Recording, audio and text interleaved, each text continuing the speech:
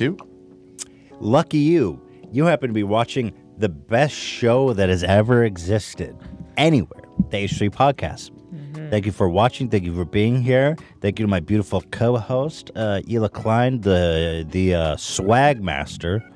Got a new haircut, looking fantastic. Your hair looks amazing. You look amazing. Until look I watch at her. it, and It's then it will Maybelline. What are those? What? Or those commercials back in the day where these women had shampoo that was so good it sounds like they were like orgasming. They're like, Maybelline. I'll have what she's having. That's you. Is YouTube going to demon me because I said orgasm? Yep. They are that sensitive. I'm dead serious. I'm constantly at war with YouTube. I do a 2-hour podcast. It's impossible that I don't say something edgy like orgasm. God forbid. It's not my. Why you come here with such bomb hair? Like, I'm not going to say orgasm in the 30 seconds to get our whole episode demonetized. What are you talking about? Because you're coming out with this bomb-ass hair, and now I'm talking about Maybelline. It's your fault. I think it was Herbal Essences. Herbal Essence. Herbal Essence. I did like Herbal Essence. What about Herbalife? Herbalife? Unrelated. The multi-level marketing company. Yep. They're huge. They are. They're like, they sponsor soccer teams. I was surprised to see that. Like Team Herbalife. I was like, do you guys know that they're like just like a blood scam? money. Yeah. Don't sue me, Herbalife. They have a lot of money. Allegedly, it's blood money. This is a parody. So when I say scam, then when I say that Herbalife is a scam and a fraud and blood money, I'm saying that as a parody. It's a joke. I am a comedian after all. Guys, we've got a lot to talk about here today. As you can see in the title and the thumbnail, it's all happening. Everything at once. But before we get to the headlines, I do want to mention my feeding window. Wait, do you want to thank the sponsors? Oh, shit. Hims and Quip. Thank you to Hims and Quip for sponsoring this episode of the H3 Podcast. Thank you for reminding me. Thank you to the thank yous. Do you know what a feeding window is? Let's talk about that. So I'm on like a runaway train of fatness right now. I'm just getting fatter and fatter. We were at a wedding this weekend, JonTron's wedding actually, which was beautiful and glorious. I'm very happy for him, him and his new bride. Dan, you're screaming sponsors, but I'm assuming that's an old message. It's probably old. I just old, got it. yes. So You just got it, really? just got it. Oh, So that's sorry to not good. interrupt. We got to go to break. So congratulations to Dan and his new wife Charlotte. Beautiful. John, Excuse me? What did I say? this is such a mess today. You guys, oh my God, what is wrong with me? It's the feeding window. No, I've been eating a lot. Exactly. I always eat a lot. No, I think it's because we just moved. There's a lot going on, a lot of stress. Okay, I'll in help my you life. stay on track. We got to talk about the wedding so that we can talk about the feeding window. So the wedding was Go. beautiful. It was gorgeous. It was nice seeing all the YouTubers there. I saw iDubbbz IDUPS. and his wonderful girlfriend Anissa. I even saw Jason, aka Donkey, Yeah. and Leah there, which was Who are a treat. also newlywed. Right. There's a lot of love in the air. Yeah. And I turned around and I was like, Jason and Leah, they didn't even say hi to me. And I was like, maybe they didn't see me, but I was like, what? And we spent the majority of the night with hanging out with them. That was a joy. We saw Shmoyoho. Shmo Yoho. I mean, hello, friend alert. Michael Gregory flew in from New York City. The Dunks, that's how I refer to Leah and Jason, flew in from Wisconsin. That's some real friend shit, dude. Yeah. I just drove an hour. Yeah. So, Very cool. People in Israel complain when they have to drive an hour to a wedding. yeah, people ask a lot for weddings. They don't ask a lot, but like, people are like, yeah, I'm having a wedding in the southern tip of Chile. I expect you all to come and pay for your accommodation. And there is a dress code of like this very specific green suit Right. that you have to. It costs $10,000, and you'll need to wear it to attend. I had a friend who invited me to a wedding in Florida that was black tux only. I was like, bro, can you say I'm not coming in a different And way? we were super broke. That was when we were Yeah. living in New York. And So it's you- like, how, does it come with a budget? Like, how are you Yeah, what's supposed to make it happen? But he came from a wealthy family. And a lot of my other broke friends went there. I was like, what? Mm-hmm. I'm not spending like $5,000 to go to this guy's wedding. But I feel like it's kind of cool, you know? Because people live here so far from each other because it's so nice, big. but I so mean, it's kind of cool that people actually will do it for you. I agree. That's why they get the best friend award. But I'm not Yeah. doing that shit. Who would I do that for? Is there anybody I it's would just put a on a black matter- tux and fly to Florida for? I think it's just a matter of if you can afford it. I mean, we really couldn't afford it at the time. But it's also now that I can't afford it, there's a time restraint. Like I'm not gonna. Yeah, but if John's wedding wasn't here, if it was in Florida with a black tux only, we would have done it. there's a good chance I would have done it. You would have. What are you talking about? I'm just saying that's asking a lot. Yeah. One of our good friends, he's not a rich guy. He's an everyday Joe. They were having it wasn't even the wedding. The bachelor party was in like Cuba. They're like, will you come down to Cuba and get Zika virus? And he just had like a newborn baby. He's like, yeah, I'm going to give my kid Zika virus to go party in Cuba. Like, what are we going to... So he didn't go to that, right? No, he didn't go because Yeah. the doctor said, you're going to get Zika and you have a new baby. Yeah. That's fine. But he didn't want... Yeah, so he didn't want to go, but the doctor gave him an out. But he's like, I have to go. It's my cousin. I was like, bro, I tell your cousin to fucking... I'm not doing that. It's too much.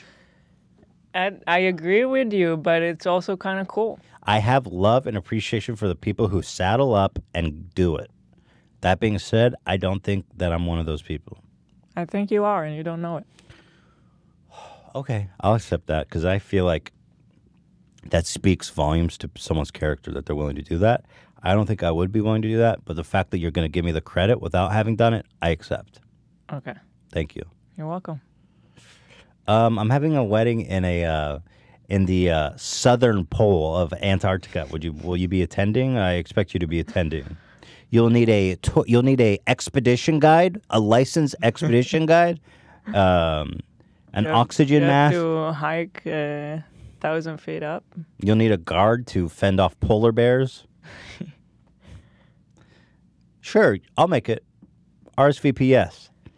Would you like whale blubber or walrus steak? Arctic wildlife. Got it. Yeah, we're having a wedding in the center of the Amazon rainforest. So can we get to the feeding At the window? Aboriginal tribe. You'll need shots against malaria, hepatitis F. It's a new one that they just discovered there. You will need to divorce your wife because you literally cannot go back home to live like you're used to. You like. cannot be you can't be reintroduced to society. Unfortunately, you have to be quarantined for 6 months. And We just have a little ask. I do recommend that you get little your will favor. and estate in order before journeying Yeah. to our wedding in the center of Amazon. Yeah, I'll make that. Of course. How could I say no? Anyway, that brings me to the feeding window. So okay, you How does that bring me had. to the feeding window? We haven't gotten there yet. So there was a week. Well, I started weeks before the wedding telling Ethan, you have nothing to wear because you do not fit to your clothing, unfortunately. Mm-hmm. So you need to buy something to wear. Yeah. And you wouldn't do it. And I was getting nervous. I could see ourselves like day of the wedding and you don't know what to wear. Mm-hmm. So I had to buy you clothes I was and involved in the pray process. that you would fit. And then we went to buy a shirt and we were like, okay, let's get extra large, because Yeah. you used to be large. Mm. So you try on the large, Dan, will you go? I tweeted it to John Trunk. Can you find that tweet? The or picture of you me? tried on the extra large. Yeah. Yeah, we'll show a picture of that. But the clothing we ordered online, the pants was an elastic waist dress pants, which was so dope. I didn't know You're that was a welcome. thing. And I was like, whoa. And Hila first was like, you can't tuck into an elastic waist. That's insane. I was like, you know what? I'm tucking. And I tucked, and it looked pretty good. Yeah, I had no problem with that. Here. Oh, that was quick. Thank you, Dan. Here's what the extra large looked like on me. I took a picture because we were both amused by it. Like those buttons are fighting for life, bro. And so the extra large was pretty long, so we were like, It looked oh, so we're- funny on the back. It's like a dress, super tight dress. Oh yeah, I wish we got the back. It goes down Top to, like, reply here. is so good. Well, we had to get another size that was even longer, so it's like down to my knees. So Elo's like, you can't tuck onto elastic waist, but the shirt looks like a skirt. And I'm like, I'm tucking it in. Anyway, So we found out that you're 2XL. well, on a dress shirt like that, yeah. I remember when you were a medium. I know, that's a long lifetime ago, man. That's like 3 sizes ago. But, okay, let's continue with the story. Where does it go from here? So we were at the wedding, Yeah. and we saw our friend Zach. Yeah. Oh, the feeding window. The fitting window. Yeah. So the feeding window, Zach started telling me, I mean, I know about intermittent fasting, but Zach goes, I've lost 8 weights. Eight weights? God, what is wrong with me? Do most people need to stop and think before they say every single word? 8 pounds. But just by doing intermittent fasting, he gives himself an 8-hour feeding window. And so mine, because I usually eat breakfast at 10 and have dinner around 5, so my 8-hour feeding window is from 10 to 6. So that means that I can eat anything I want within that 8-hour feeding window. And then the rest of the day is a fast, which lowers your insulin, speeds up your metabolism, and you are just burning calories during that, outside that feeding window. I just like saying feeding window. It makes me sound like a That's farm so animal. Stupid. Give me my trough, baby. It's my feeding window. So, Just shoving your face. It's my feeding window. Elo's like, are you sure you want to eat a third hamburger? Shut up.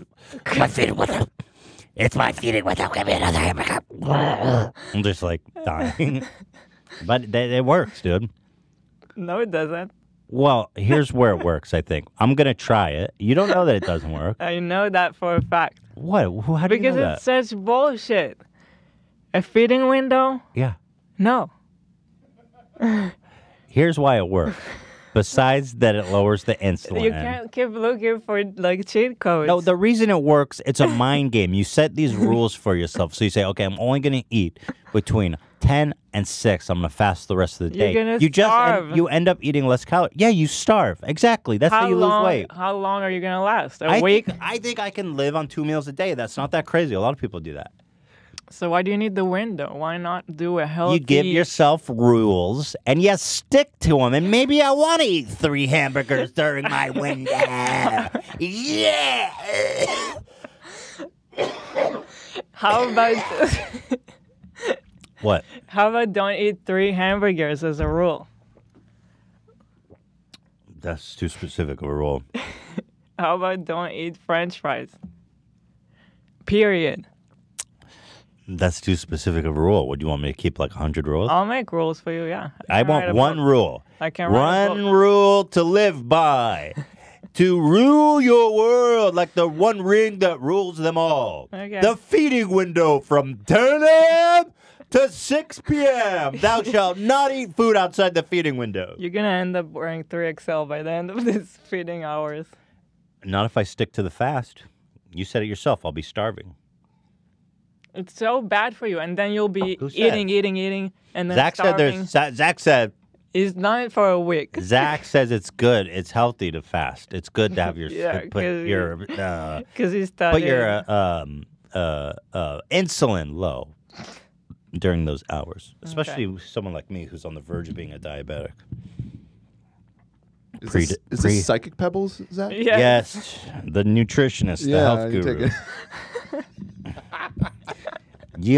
Let's give I it a just shot. love the any stupid thing that someone will tell you, you'll pick up, except the actual good thing, healthy living.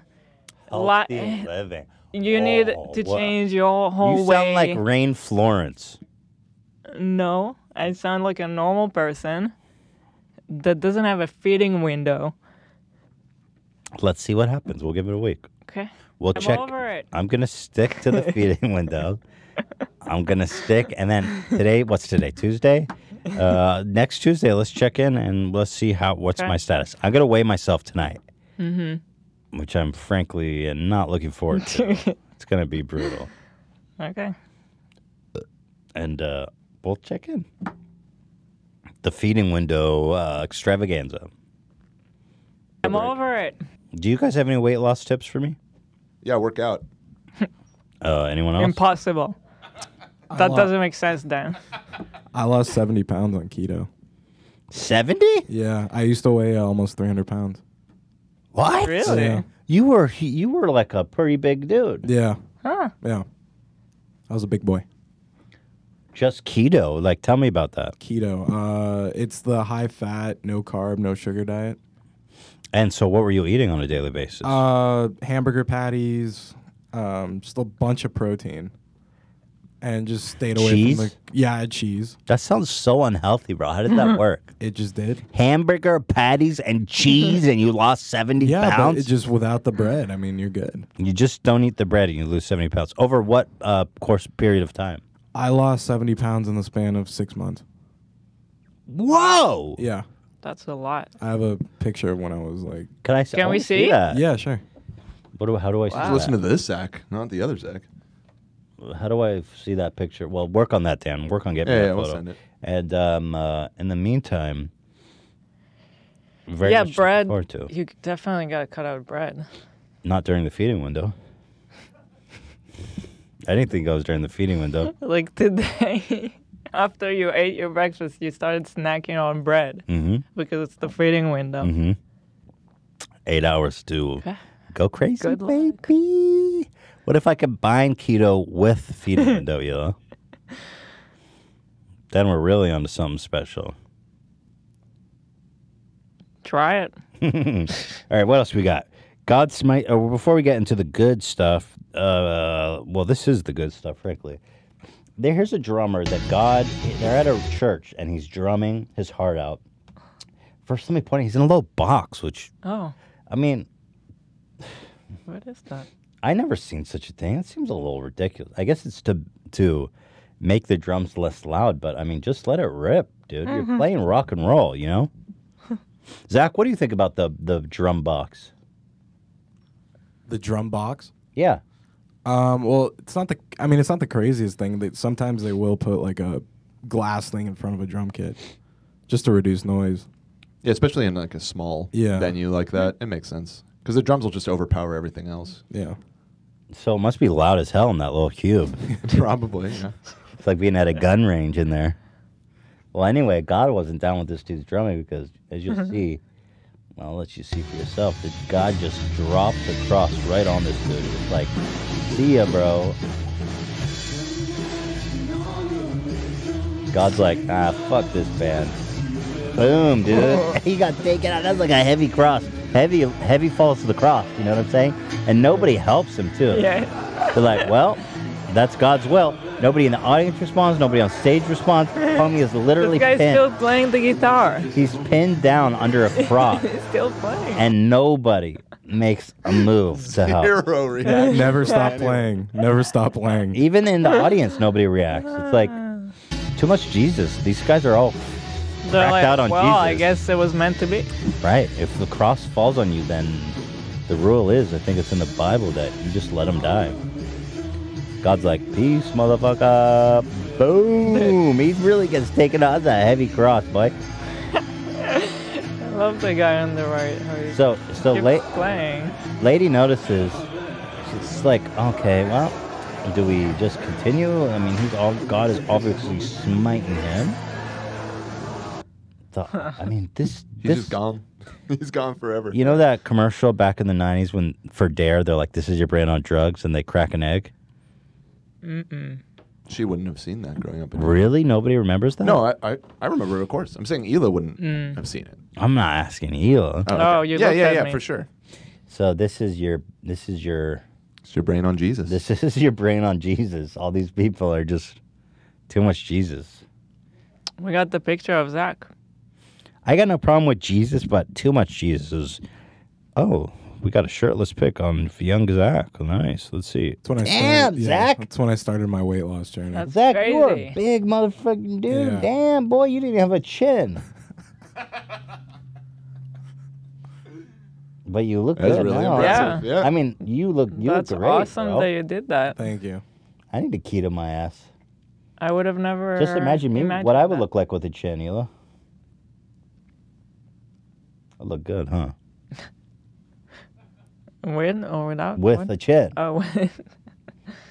What age were you here? I mean, how long ago was it? I was a junior in high school. So when you lost weight, did you start getting like a bunch of ass? I mean, what was how did people react to it in high school? It was definitely a shock. I definitely got a lot more attention, if you will. That's amazing. You must Yeah. have been like, dude, this is Yeah. awesome. Yeah, then I started to grow my hair out, and Oh, shit. Ooh, we got the rock and roll hair. We lost a couple pounds. Did your dick grow? I don't know what that means.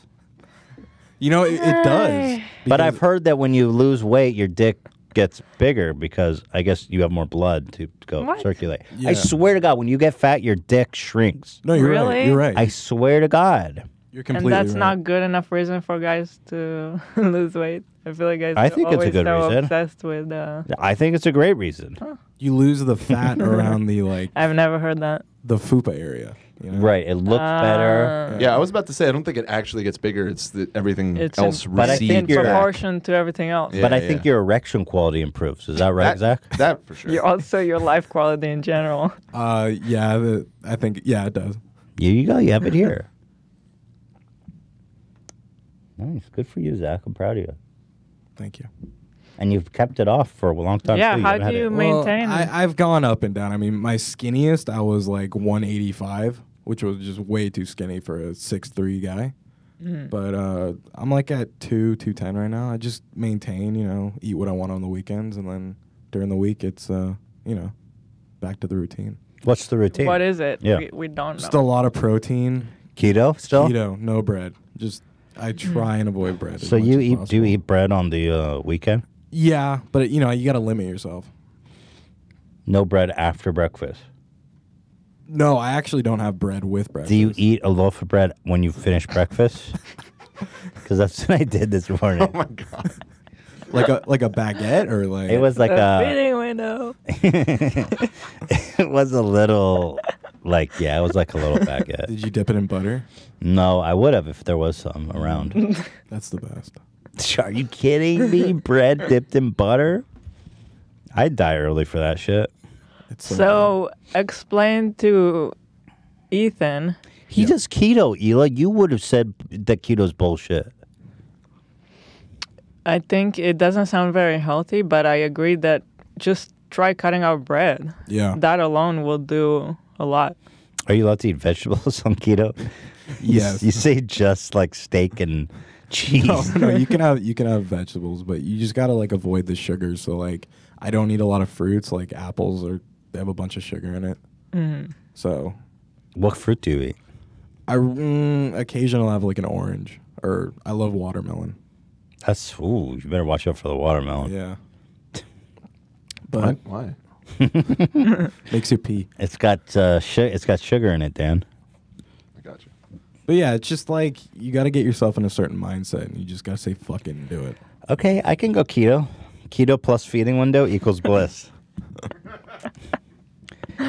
Keto plus feeding window would be like a huge weight loss, bro. Epic weight loss. You can do it. You can do it.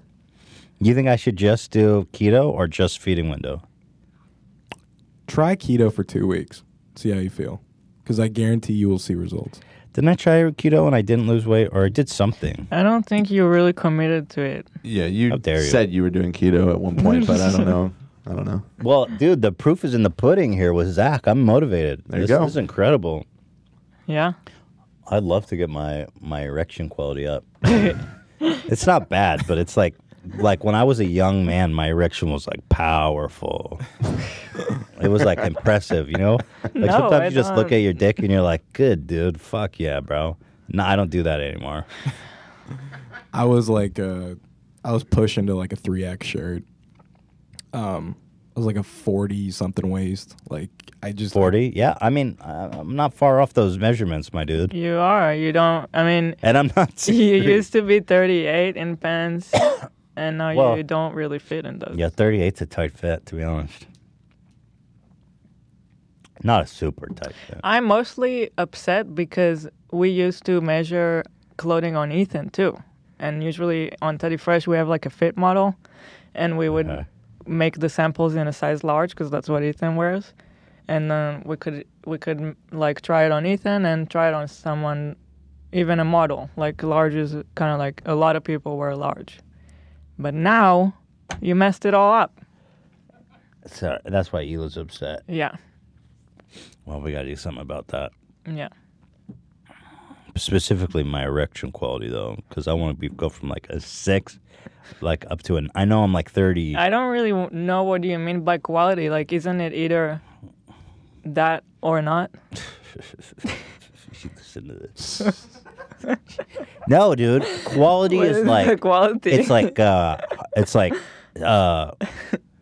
come on, dude. Quality is like, it's bigger, it's stronger, it's harder, it's glorious. It's just incredible. It's this beautiful thing. I don't know, high quality erection. Okay. It's going from like a 75% to 100%. It's the difference between limestone and like diamond. Wow. You understand? I see that all the guys understand for sure. I mean, my dick works. Let's get that straight. You can. attest That's to why that. I'm Yeah, asking it what do you works. mean? Because It works better. It's like it works better. It's harder. It's a little bigger. so what are you waiting for? I'm not waiting for anything. I'm on a feeding window. I'm on a feeding window plus keto. That's impossible. Okay. Just try it for 2 weeks. I'm telling you, we'll see results. Okay, 2 weeks. Here we go. We're in. But so am I out of the feeding window? Yeah, none of Yes. that. None of that feeding. So do you... So wait, Zach, do you what kind of like snacks can you eat when you're on keto, or do you just forego? I tend to have like these protein bars that are like super low in carbs. Protein bars. Yeah. Those sound good. Yeah, I can give you a name. But isn't there a lot of sugar in those? I buy like the low sugar, like less than 1 gram, 2 grams. I like the sound of that. Yeah. And you just hit those hard during the day? No, you got. I mean, like anything in life, you got to limit yourself.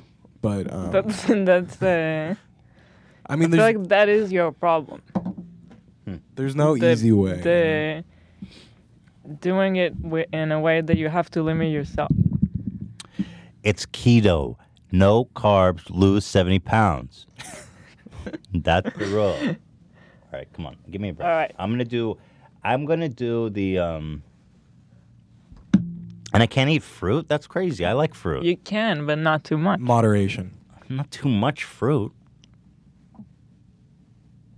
I mean, what do you snack on now?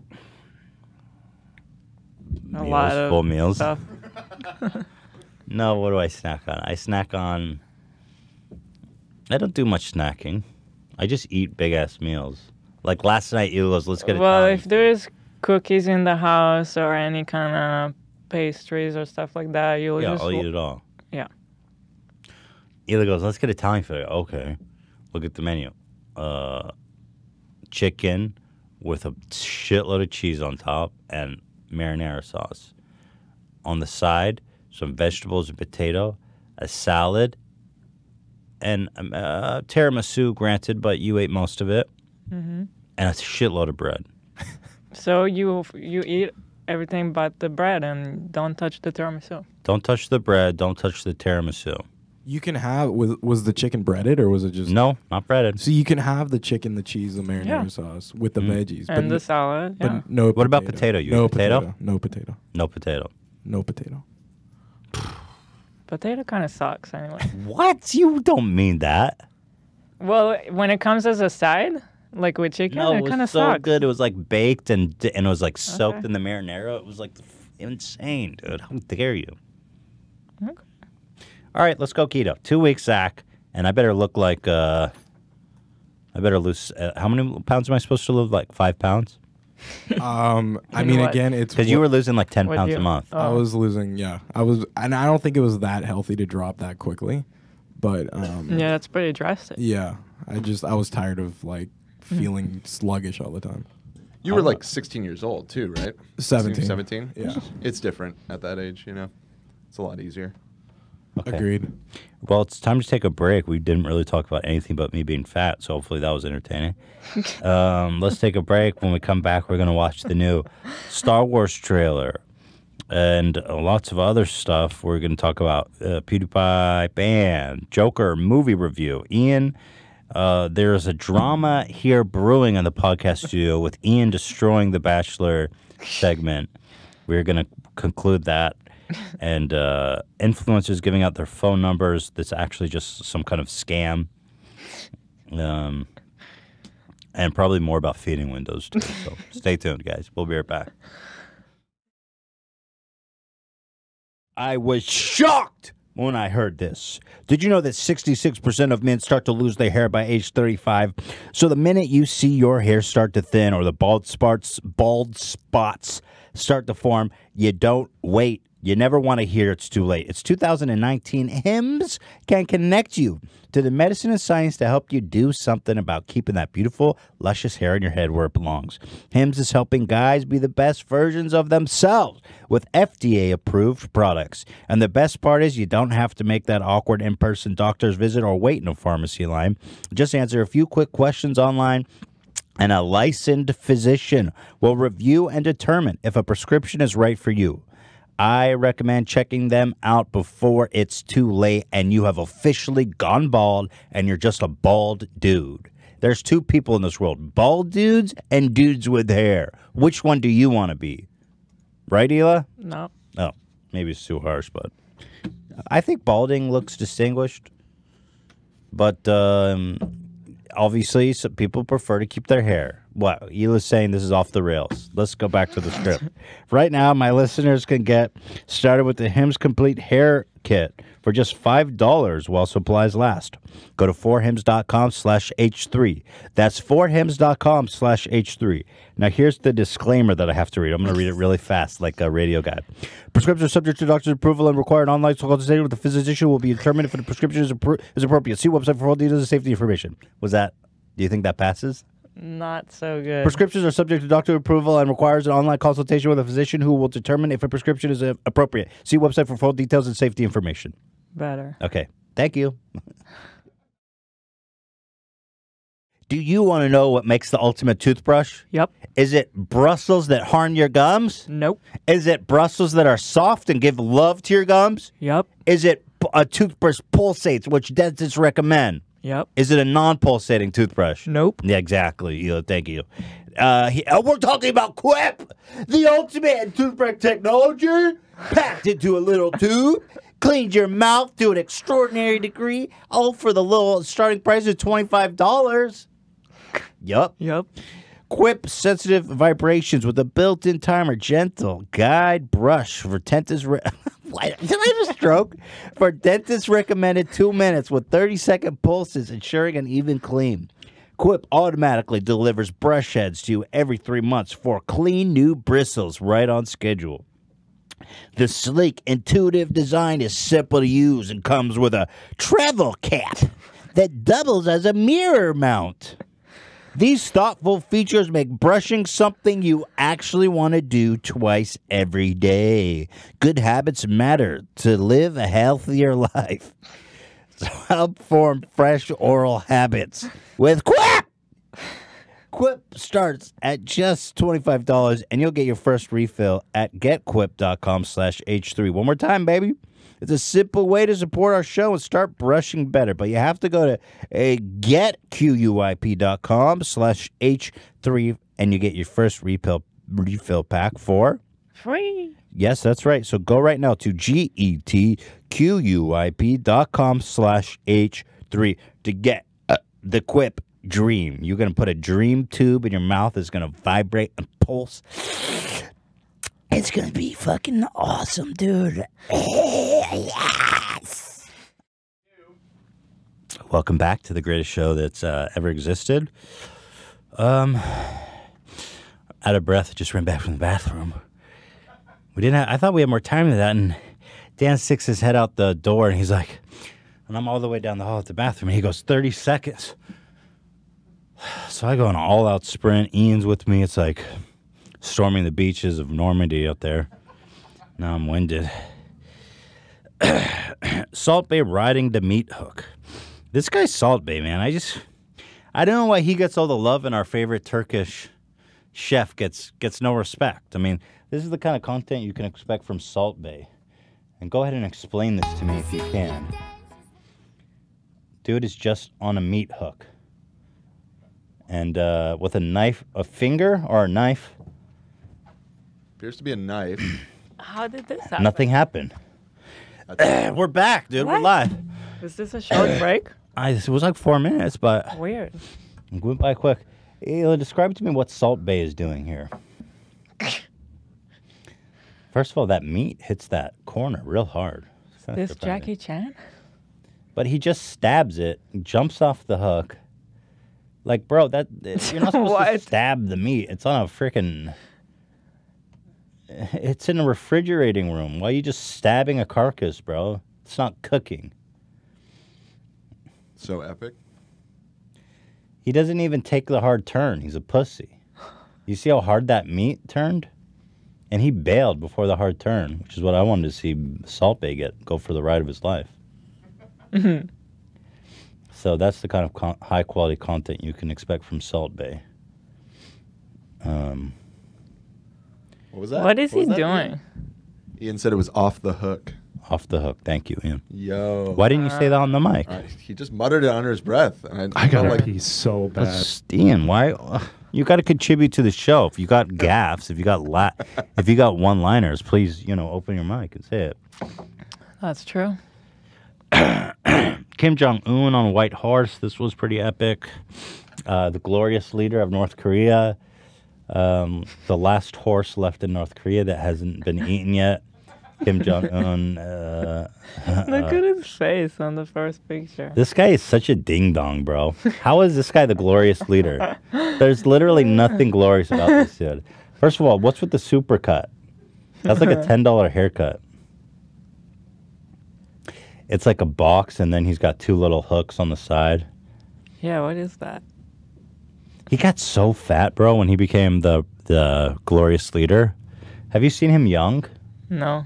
Let's see. He was like pretty fit. Kim Jong-un young. He was like a pretty fit little, spicy little twink. Oh, no, he was always chubby. I'm wrong. Yeah, I was thinking of his brother. Yeah, he's a chubby little cocksucker, isn't he? Look at him. That's him with his glorious leader dad. And Mickey Mouse. Well, that's a regular This kid. is a dude that just wants to chill at Disneyland. You know what I'm saying? This is a healthy looking kid. Yeah, he looked like a healthy guy who eats kids. God, he's just like, he looks like Cartman in real life. Like Asian Cartman, you know what I mean? That Actually, haircut is really just unforgivable. It doesn't make sense. Look at this. What is this? I thought he was all fit. What the hell did I see? Maybe it was his brother. Yeah, it must have been his brother, because it looks like he's always been a chubby little sucker. Maybe it was this. I don't know. Regardless, he's on a horse, and he looks like he's LARPing or something. Real life role playing. He looks like he's LARPing Skyrim.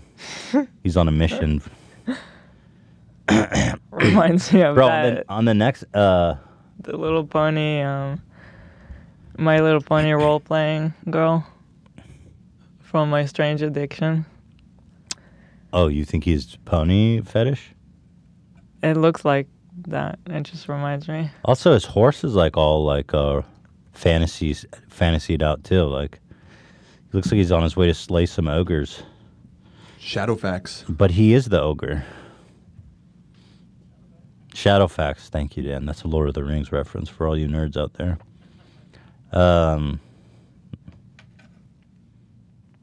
This is like a legit photo shoot too. I wonder. This is just PR, like Glorious Leader taking a ride through Yeah, the. apparently Yeah. they do this every so often. This this is like like a a- sacred mountain in Korea that he's riding atop. So Is this like a Christmas card for all of Korea? I don't think they have Christmas in North Korea, but could be wrong. Man, that country's so fucked up. Well, there you have it. Glorious Leader. He's a Skyrim NPC. What else we got? We got a new scooter video. Granddad takes his daughter for the ride of her life into the friggin' river, dude. This is awesome. Let me full screen this. And they calling her Nana too, which I love. Nana's like, peace, dude. Your life is over. Oh my god! Oh my god. Yeah. Bad idea. I was kind of hoping they would, you know, really take a dip into the. There was like real fear in their eyes, you know? So what happened here exactly? Did she hit the handle? the kid. Oh, it's the kid steering. Yeah. And Nana tried to correct course, but it was all too late. Yeah. Bad idea. I wonder if that scooter is out for the count. That looks like Grandpa. Is that Nana? That's definitely Grandpa. Looks like Granddad. Grandpa. But somebody says Look at Nana. the title. Yeah. Yes, I understand. I thought I said someone say Nana. Here, yeah. Look, she's driving it, Nana. Well, maybe Nana is watching Nana's recording.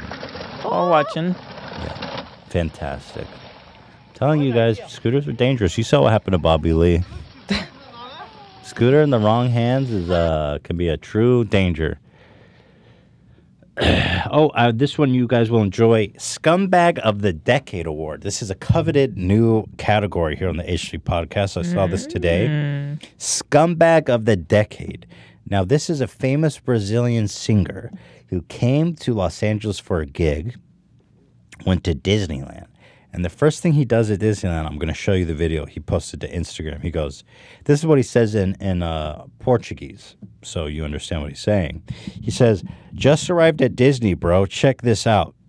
And then he points the camera at a girl, you'll see, and he says, dear God. Okay? So here's the video. Scumbag of the Decade Award goes to this dude here.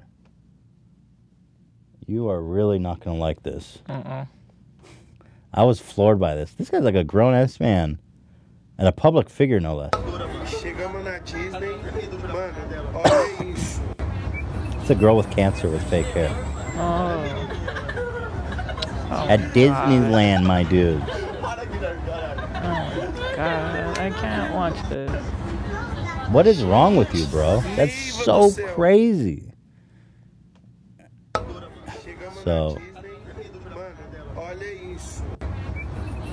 she's looking at you too, man. Can you at least, like... bro, like... you are, like, soulless. He says, dear God. Maybe I'm just trying to think like what could he think that Well, I read a follow-up. yeah. You're wondering, there's no way that this guy Yeah. is this heartless Yeah. and trashy. Well, he lost a lot of... he's starting to lose shows because of this. He's losing deals. Yeah. As he should. I mean, come on, you're a public figure, bro. Have some class. He said in his defense, I just thought the outfit was funny. I wasn't trying to make fun of a girl with cancer. But again, if we look at it through that lens, I'm still really not giving him Still a pass. just a little girl. She's a little girl and she looks completely normal for a little. Fine. What the fuck are you talking The about? outfit, exactly. The outfit's fine. The outfit is totally fine. So awful. I can't watch Dick this bag. video. Dude, imagine being that guy. He scored lucky. He's a pop star in Brazil. He's at Disneyland. What does he do? Targets a poor young girl and makes fun of her while she's looking at him. That's the part that breaks my heart. Can you at least not do it in her face? So this guy is losing all of his deals, and his career may be over from this single Instagram video. So, Scumbag of the Decade award goes to this Brazilian singer, and I hope that this little girl Disney reaches out to and gives a lifetime pass to Disney. That would be a magical thing, wouldn't it not? Unbelievable. Thoughts? Anyone have thoughts on that? Scumbag of the Decade? I mean, what is there to fucking say? Dang. Fuck that guy. Yeah, what is there to what's his say? name? I'm trying to look this up to find out what his name is. I didn't see his name. Maybe you can find. You should Yeah. find it. Let's shame him. Shame. What a piece of shit. Thank you, Zach. Ian, would you like to shame the Scumbag of the Decade? What would you like to say? Yes, he deserves his award. He deserves the award. Thank you, everybody. Earned it. Oh my god. Well, there you have it. And now, guys, it's time to squash the beef. And this beef is on a mayonnaise sandwich.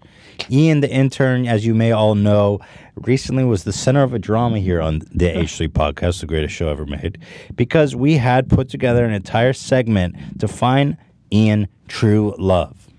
It was The Bachelor with an H3. It was inspired by our favorite show, The Bachelor, which actually is going to be returning next month. This isn't a sponsor. I'm just, speaking my mind. I do like that show, and I'm looking forward to the return. Okay. Although I'm not a fan of Peter, who they chose, but that's beside the point. Yeah.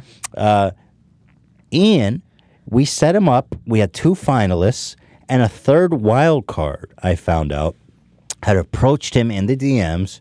He had been having a serious conversation with, had been making a real connection with her, and he never told us about it. When I found out, I said, Ian, you need to bring her in as a wild card to protect the sanctity of the show. And he says no, he refused to include her as a contestant. So I said, okay, Ian, then the show is over. The integrity of the show is over. You're already interested in another girl. She came at you through she DM'd you. She circumvented the proper channels of approaching Ian. It's the chain of command. You don't circumvent the chain of command. That's 101.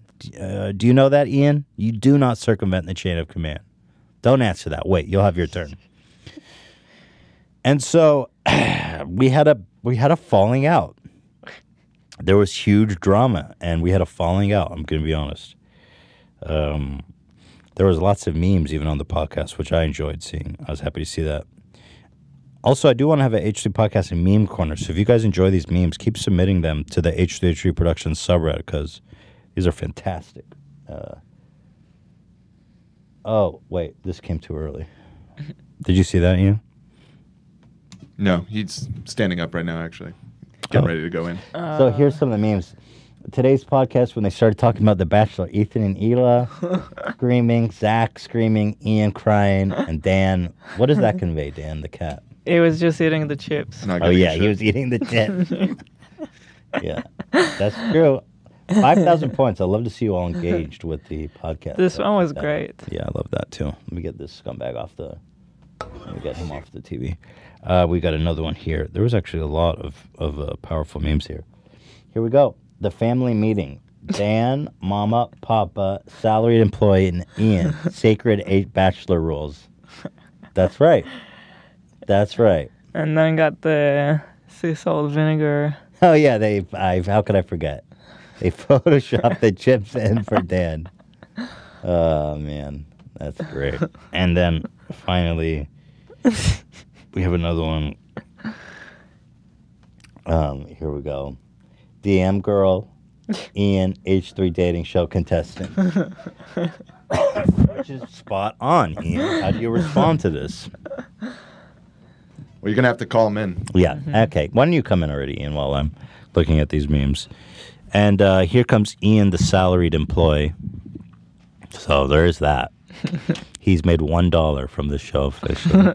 And then we had our honorable mention, unrelated to the drama, about another meme I wanted to give love to.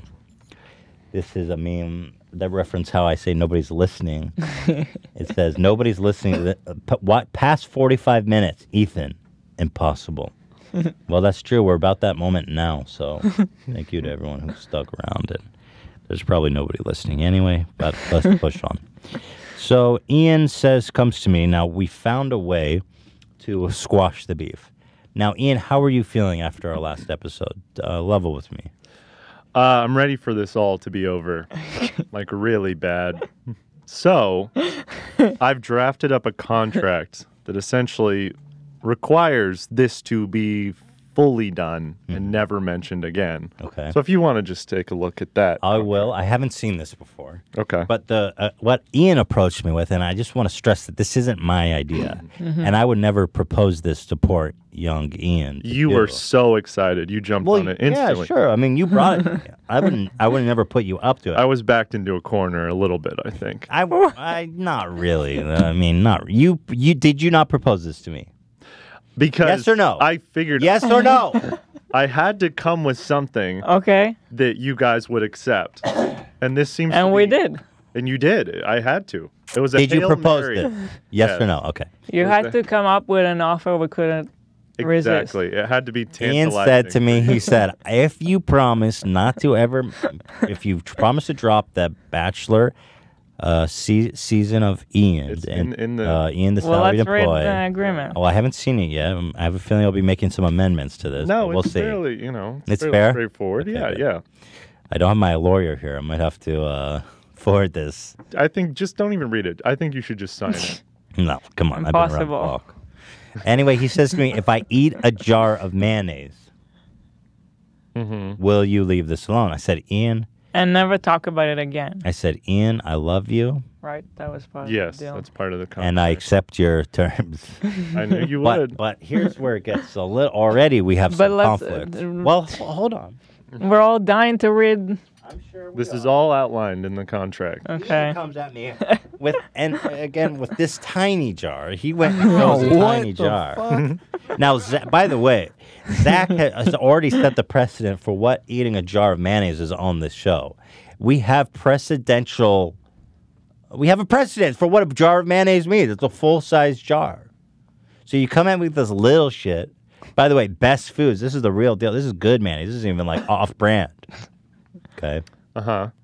I'm going to accept it because I'm going to accept on a technicality. It is a jar. It's a By jar. It's definition. glass. It's a jar. But what I'm going to tell you right now, Ian, is that if you don't finish this jar, then the terms are not accepted. Because I'm giving you this tiny jar, and you're already kind of grounds for dropping this deal already with this. I think that we need to work this out through the contract. Yep. So let me pass this to you. Let me look over. That's for you. Okay. And again, this was your idea. I just do want to stress that. Wow, that's a lot of Whoa. that's a lot of text. Okay, contract. There's Common a Sans. You gotta make Bachelor it. with a no sign over it. The signee of this document hereby agrees to immediately cease all discussion regarding the pilot season segment of The Bachelor and various topics related to said subject matter. These topics may include such designations as Australian Girl, Idaho Girl, Wild Card, and other affiliations. So, can I not reference it? I'd prefer you not to. That language was pretty clear. It's pretty cut and dry, and I will bring that up if I feel like. Do you have a remedy if I do bring it up? Oh, I pulled the plug. You just end the episode. The show is over. I have that power in the back. Okay, let's is true. continue. In exchange, the party in Hold on, is question. Dan eating chips right now? Just curious. Oh, I wish. Okay. No, he's not. No chips. Zach, can you go grab me some? You guys Sure. have to set up shots where Dan's eating chips and then you switch to Dan. In exchange, the party in question, now known as Ian, the salaried employee, will attempt to consume a jar of mayonnaise purchased at his own discretion. This contract does not attempt. stipulate a full consumption of the jar, and the contract is not invalidated if the jar is not fully consumed, but rather must be honored upon reasonable endeavor of full jar depletion. Now, is that at my discretion? A full jar. If the attempt If is you've made, made a good faith Okay. you attempt feel like it's a to good try. finish the jar, Yes, exactly. then at my discretion, I can say the agreement has been fulfilled and I think executed. I don't trust you. I think at Hila's discretion. I think is You won't take 4 bites. You're gonna quit after 4 bites. I'm calling Zach. it now. Zach thinks he's Mayo hotshot now. That Now, you got Hila, nothing if I- on me. Yes, I agree. If I that- vest this power in you, Hila, can I trust you Yes. to fulfill a good faith effort? Yes. Okay, then we both agree that Hila will be the arbiter of this agreement. Okay, deal. I accept. Okay, but rather must be honored upon. Okay, yada yada yada. This contract is not dependent on stabilized devouring of said mayonnaise, and in the circumstance of involuntary bodily ejection of substance consumed, the contract is still valid and all points must remain adhered to. That's fine. Yes. So You if I could do do it. vomit, Yeah, that's fine. the contract still stands. I'm fine with that. Okay. This agreement does not require minimal ounce requirements, and the size of the jar is not relevant to the requested lined out. You mean, Yes. This jar is accepted. Do you agree to those terms? yeah, I'm fine with these. All right. Well, here's a. But one point we do need to, I think, Go ahead and just sign. to Just get sign it. clarity on is I think like we can reference. I think we can reference this whole thing in retrospect, not continuing the drama or inquiring further, but like referring to it as something that has happened as a historical moment on the show. You can say that it exists. We can As a reference moment. it as a historical moment on the show. How are we allowed to reference you the cannot- Bachelor pilot season? You can say there was a pilot season. The pilot scene did fail. Here's what I'll. you cannot compel me to further elaborate That's any what of I'll the agree. Okay. I will agree to this. I will not inquire about any of your relationships with Australian girl, Idaho girl, or wild card on the show. or anybody. No relationships. Yeah, no, This I is won't. out. I can talk about it, but I won't compel you to further talk about it. You can't slander me on it anymore. Slander you? What's that? I mean, that's I disagree with some of the, paintings that were made of my character, but like what? we're not gonna. We're done. What? We're finished. No, I want to know. Here. I got What? a piece. So I am bad. not engaging on that. I'm about to eat mayonnaise Okay, but I to just, avoid these I can conversations. talk about it, but I can't compel you to speak. I will not compel you to speak further. You can say to the extent that the segment may have failed in certain ways that you believe, but that's it. No more. slander. How are you going to prove slander? I'd have to consult with my lawyer. These are you're altering Slander's the hard to contract. prove. Yes, I am altering the contract, Ian. Let's remember who's. I mean, let's remember what. This is your idea. This is I'm my about to take show. a bite. This is our segment that you ruined. That's not true, but I don't even want to engage in that conversation anymore. I'm out. Okay, Okay. So I will need not- you both to sign this, but hold on. I need to and make then an I will amendment. start eating. I need to make an amendment. I don't think you should. Well, here we don't need to amend. We have a verbal agreement. We can reference this. I will not compel you to speak about this experience or any of the girls. I do not and agree nothing to not no slander you. continued I will slander you. no continued drama creating. It's what has I agree. happened. We'll let it be. We'll let it Yes, be. we'll let I it can talk lie. about it as a historical moment, but I will let it Okay. be. I will let it be. So I Okay. agree here. Ethan, that's my signature. I will Okay. date it. And if- 10/22. And I'm gonna need Ela to sign on the second line if you could. Oh, Thank host. you. Is this Comic Sans? At the best font, Wow. hands down. I think That's how you know I'm Did you serious. sign? That is That my you? signature. Yes. Did you date? No, not yet. It does say effective as of today. Do we need a Do we need Notary. a notary? Yeah. Yeah, I need your thumbprint. we can get that afterwards. We can have. So we cannot say Australia girl, Idaho girl. Nope. No, we there Or you wild go. card. We can talk about all these things, but we cannot compel it further. We will No, you let it can't live. talk about these Yeah, people. I These understand. terms here, they are gone. I understand. Okay. All right. Yeah, Now non-existent. you have to make a good faith effort. Now, can we pipe in some music or something here for the big moment? God damn it. This is gonna be so gross. That's a tiny jar, bro. You really should. This is finish a that. few You spoonfuls. should really finish that entire jar. Like you can't take that clause as a bitch out to not eating that whole thing. I'm going to do a good faith attempt. But that no, I see. I don't like that. You've But already agreed. It's you signed. have It's to signed. fucking. Signed. You I need, disagree. okay, just eat it. Ela, you're the judge. Eat the damn man. Hila I was the disagree. arbiter here. Okay. Yes. Go All ahead. right, I'm I'm going gonna in take a for step back. first bite. It's all you, Ian. just jump in like cold water, Oh my god. like a band-aid. You got this. Hold on. Good. He knocked that down. That was good. I love that eating mayonnaise is the benchmark of punishment on this show somehow. Talk to me. That's fucking disgusting. That's awful. You seem like in pretty good shape, though. If I oh god, I can't puke in here. It's all right. We got Not clear. 4 bites. I put the trash can over by your chair. Oh, you did? Oh, you I did. did. Oh, I was ready. Jesus. Dan, you really do think of everything. You're a great producer. Thank you, Dan. You're in good shape, so don't even think That was a about it. big bite. Yeah, but Ethan. I'm just saying he's in good shape. He's Zach did doing it, good. Ian. Come on. Okay. You can't let Zach have this. I'm over you. not. I'm not. Look, I'm not. He's No, doing I'm saying great. that Ian. Yeah, he's doing great. Encourage him here.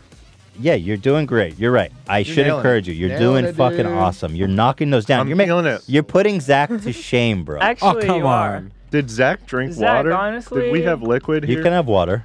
I think I need some water. Bring in some water, stat. Yeah. Grab me some water. Here. Well, yeah. Do you want my water? No, don't give it. to me. Yeah. You I'll, want some LaCroix? Your favorite. No, No, water. that just will water. make me Water. Just water. oh fuck. Go ahead. You're I'm doing feeling awesome. my I mean, stomach is you're feeling probably it. getting pretty low there. I But mean, you're Zach, doing you're fantastic. having some real competition here. Zach, what are your Not gonna thoughts on lie. He's grabbing the water. He's grabbing the water. He's hooking it up. It's so eggy and nasty. Oh god. You're doing great, man. Keep it up. I'm This is proud of you. awful. This is truly awful to watch. Zach, go, get back in the mic. I want to hear from you. Yeah, I need Zach's opinion on my technique here. Does the nose pinching help? I don't think so. Okay, what do you need? What do you need? Well, what do you think about this? Because he's actually making a really good. I think he's got a shot at finishing the jar. I'm very proud of him. But the Feeling after so queasy right now. the aftermath. I'm- it's You gonna look be strong terrible. though. He can't I'm quit trying right now. so hard not to puke. You can't allow him to quit right now. How many bites are you in? I think 3. I think like 3 fat I think ones. you're almost done. There's like 2 more There's bites like in there. Let's see the jar. 3/4 If you gone. if you scrape the sides and get just like Let's a see the couple jar. more big bites, and you can just consider you can move on with the wild card girl Ian, and you can just live happily You got this, dude. in your private life. Is it hitting you in the The bottom thing- of the stomach? I'm feeling it That's right in a here, good like bite. in my throat. Oh yeah, Sliming down the throat. smell. It's the smell that'll get you. Keep an eye on that. You're jiggling everywhere. Fucking hell. You're doing great. This man. is so I'm gross. super impressed, bro. Bite number 4. Is Dan gonna do this to it? Try Honestly, to you give that- should. Yeah, I was Honestly. just Gonna thinking. puke. I was just thinking. I'm gonna have to do this eventually when I fuck up. Oh yeah, this is the way to solve everything. Dan is laughing out Ian, loud, Eli, you- enjoying his time, watching everyone. Dan, you're not eating chips. Ian, you're doing great. man. Bite number 4. Ian he's getting in there. Bite number 4. That was a big scoop. Too. Let me see what you got left. Gross. It is so disgusting. It's gonna hit you in the tonsils. So there's like there's still a good amount in here, but I mean there's definitely like I would say 3/4 gone. Yeah, But definitely. that smell is strong, boy. What's the baby jar though? Please make me stop. Well, also Zach, if I recall, had like a big ass serving spoon. Which I ate half. I ate half of the bigger one. Yeah, This is still a good. This is a few sandwiches worth here. yeah. No, Take that's- one more bite. That's easily like One more bite and can I be done? no. one more 2 big more bite? bites. 2 more bites. Come on. Because if he could Well, do one, Ethan is not the judge, but yeah, Eli, let's- you take a look. You said a fair attempt. let me just say, Eli. No. If he can do 1 more bite, then he can do 2. Well, by that, let's just keep going. No, I'm saying if he says he got 1 more bite in him, then he's got 2. That's a good faith effort. I'm not gonna lie to you, Ian. You're gonna puke later. I'm not gonna Is lie. that one solid Zach, fight encourage him.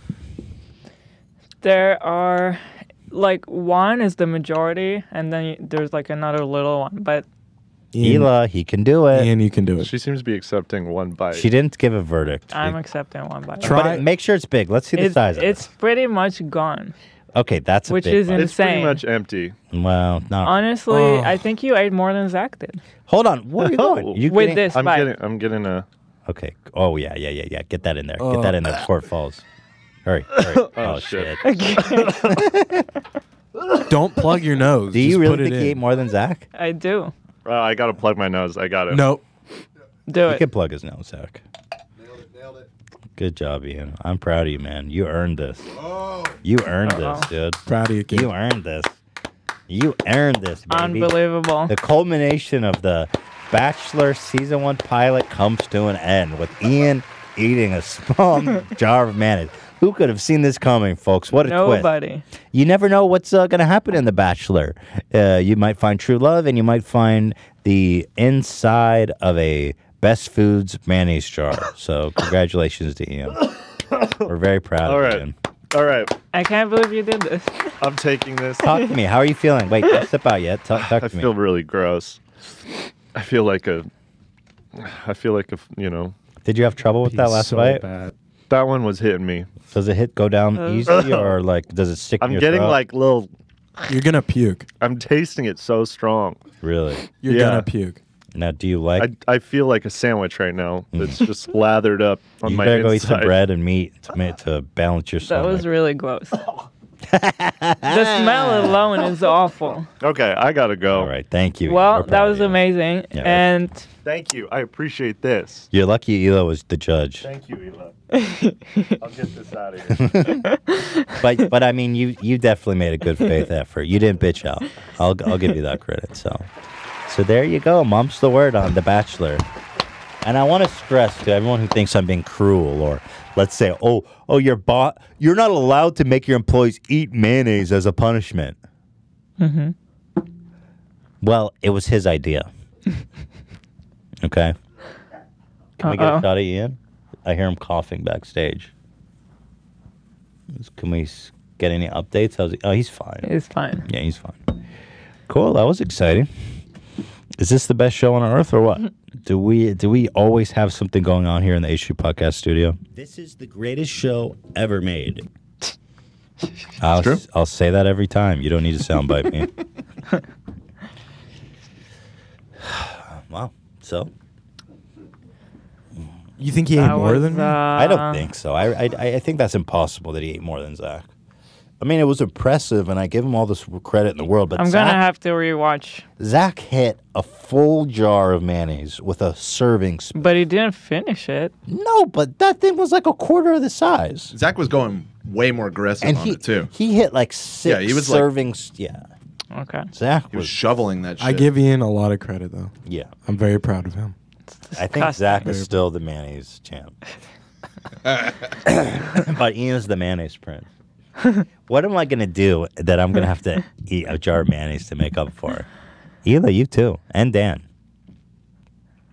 Then Dan is definitely going to have to eat mayonnaise before the end of the year. That's going Honestly. to be exciting. What's with I'm- you? Why are you I'm all? vegan now. Why are you have your Where hood is up? Dan? Show Dan. Why are you dressed like a What's going Let's on? keep it cold in here. You always crank the AC. Honestly. Freezing in here. Honestly. That's why I'm getting on keto. It won't be hot all the time. You yeah, are wearing lately Ethan is running real hot. Yeah, I a, got wearing a that. sweater and a beanie too. Yes, well, I like the way it looks. Okay.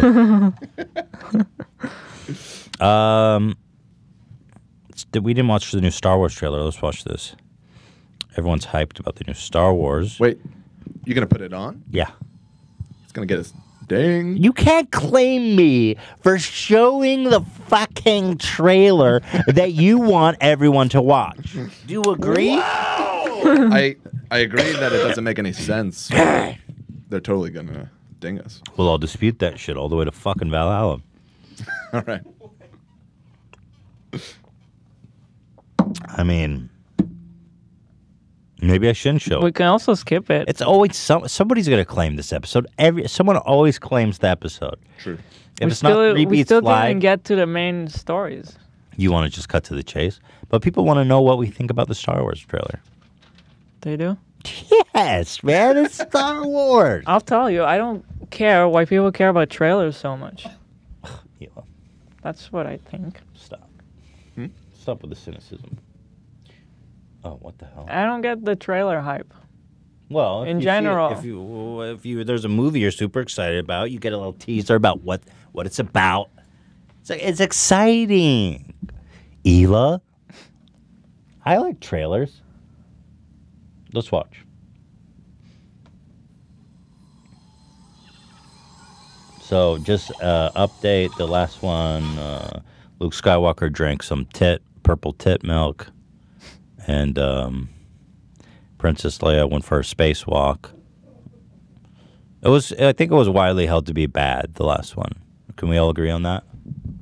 I mean, I thought it was terrible, but I think it was I don't pretty. think it was widely. I don't think that's. held. I think guess it it was was mixed. controversial. Let's yeah, say I mixed. think like 50-50. A lot of people liked it a lot. Let's say mixed. So I here we thought go. it sucked. But the third one is usually the good one. and Is it Star coming Wa- out in December? I have to say, I'm going to stop pausing a sec. The Star Wars, the third one is always the best one. It's a weird thing. Hard disagree. What? Hard disagree. I agree. The third one is always the best one of Star Wars. Empire is the best of the Return original of the trilogy, Jedi. without a doubt. Return of the Jedi. Nope. What about the Jar Jar Binks one? Those all suck, so The it's third irrelevant. one was The by third far is the the best. best. The third one was like decent. It was good. Most people do hold the third one of the prequels to be the The best. I'll give you first that two one. were like total ass, but then so I'm just saying that this But one from the original 3, you're saying the third one was bad? everybody loves the third one. Return of the Jedi. That's not people's favorites of the originals. No. Empire is widely considered to be the best. Is that and the it second one? Yeah, that's the second one. I Your disagree. theory is. Zach disagrees and I Zach disagree, so disagrees. you're overruled. What does Ian think? Ian agrees with me. I'm with Dan on this one. Oh. All right, whatever. Anyway, let's just say, okay, whatever. Forget everything I said.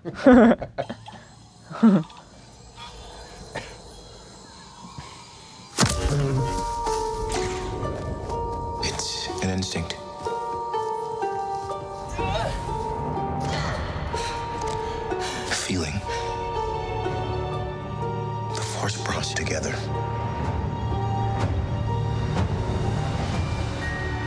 We're not alone. Good people will fight if we lead them. People keep telling me they know me. No one does. Emo. Incel. I do. Can females be incels?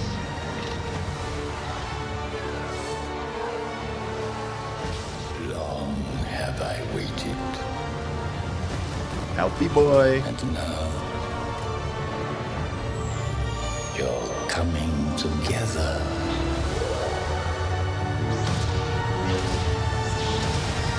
Is your undoing. I don't like trailers like this. What, Typical What are you bad doing there, trailer. Three- You're Bill? hating, Evil. Taking one last look, sir. At my friends. Okay, that scene is fucking stupid. Yes, thank you. C-3PO doesn't even know them. His Yes. friends are Luke Skywalker and Princess Leia and Who the Han fuck Solo. are these chumps standing in Yeah, front like, of him? Who I'm not cares? having an emotional reaction to C-3PO Mm-hmm. going kamikaze. Just like, bro, hello, you don't know these assholes. I hate that they're doing some emotional play on that. That one line that you pointed out of no one knows me was already so bad. That was very incel-y. More than any incel moment in the Joker. This kind of trailer is awful. I hate it because they just show you so much and it just tells me always that the movie is bad. I like trailers that are like cryptic, like This is cryptic. I don't know. This is already too long, in my opinion. I don't think this is not. I mean, This is there are too long. trailers where they show you the entire plot of the movie. Yeah, those But- are like the extreme awful I ones. think they're. Yeah, I don't necessarily disagreeing know with what's you. happening Yeah, I'm in disagreeing this with just you. from this trailer. But it- that It's that, too that long. scene was just stupid. It's Star Wars though. Like, I feel like it gets a pass. I don't know. Pass on No. what? it's just Star Wars. Like everyone's A gonna go pass- see it and love it. Like A pass on C-3PO kamikazing. we haven't seen the movie yet. We don't know. Okay. Why do you keep saying he's kamikaze? Well, duh, not sure that's I'm like catching- foreshadowing that he's dying. I guess He's going to Right, sacrifice one his last life time. to save the fucking Can universe. you go Just back? I want to reassemble him. He's a rewatch fucking that droid. scene. Obviously, he's going to die. It's so There, obvious. 3PO. Taking one last look, sir. At my friends. Obviously, he's going to die. Hello? Those aren't his friends. Who the fuck are they to him? Well, Has he maybe even Zach's met right. them? Maybe they go through a lot during the movie. I guess. Doubt I it, guess. though.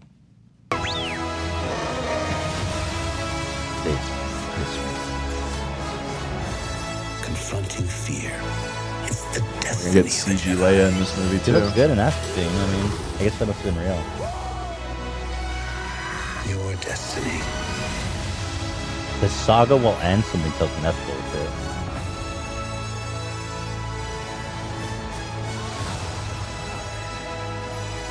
They team up, like they kind of spoiled that, right? Like, look, they team up. They team up. Palpatine goes, "Your undoing was you coming together." So they team up against Palpatine. Watch, see? They just struck that together. Obvious. What did I say? That's Yeah, what you're I right. mean. You're This right is about the that. kind of trailer that just goes on forever. The Force will be with you. Awful. Always. By the way, that soundbite there is a little mangled The because Force it's will like be with because they do a little Luke Skywalker, and then they bring in Leia. I think that's Leia, and it's like Yeah. it's just a little mangled. The sound The treatment Force will be with you. Always. sounds like a totally different situation. Am I wrong? Nobody cares. Hard to see until we So see it, I right. guess. So Boy. I think I mean, look, I think it's got a good chance of being good.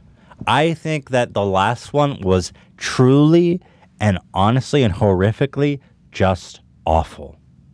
The whole subplot with the space bandit Yeah. and freeing the fucking space horses was truly one of the worst moments in cinematic history.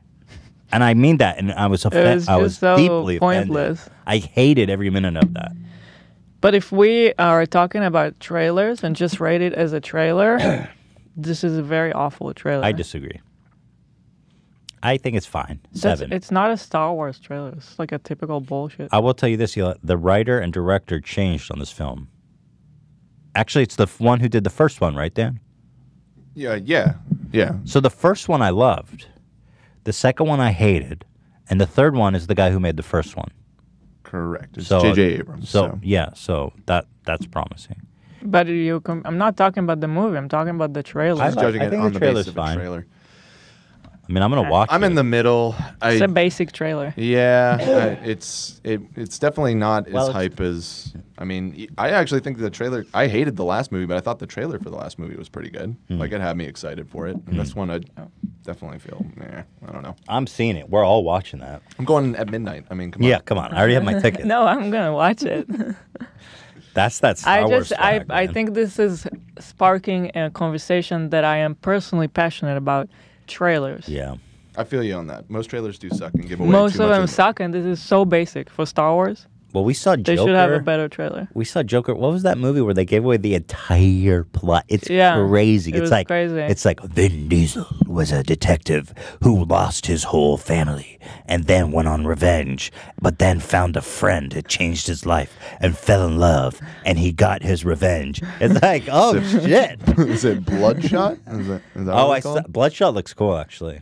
Did you It's see that a trailer? it's a trailer that goes on right It now, wasn't Bloodshot. but it was just going on forever, and you could tell the whole story. Like, But Bloodshot did give away a lot. Now that I think about it, Is that the trailer that you're talking about? with no, Vin it's Diesel? not. It was something Oh, else. he's got another one coming out. It gave away. It wasn't necessarily Vin Diesel. I was just. Oh, okay. That's just And then 'cause Vin people go- Diesel gets double crossed by his best friend that you thought was his friend the whole time, but he can't trust anybody by the last act of the film. Yeah, that shit's crazy, bro. But on the topic of film, we did see Joker, and I would like to talk about yeah. Joker hysteria. I personally, first of all, really liked this film. Me too. I'm a fan of the Batman universe. Batman's my favorite superhero, and let me tell you why. He's just a human being. He doesn't have superpowers. He's just a genius, and he's rich, and he's got good principles and morals, and he fights for justice. But he's also a little twisted because he witnessed his parents being murdered. Batman is real.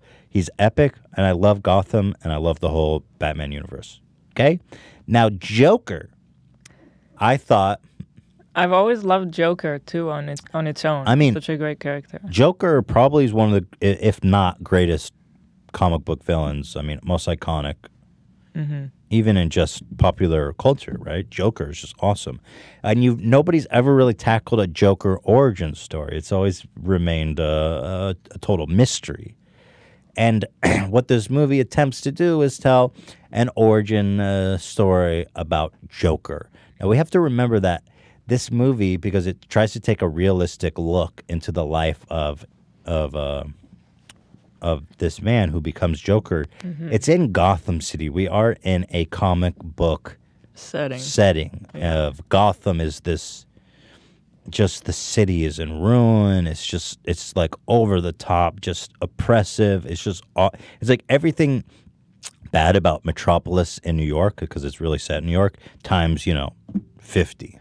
It's like Great Depression level of poverty and I loved also how they made the city look and just...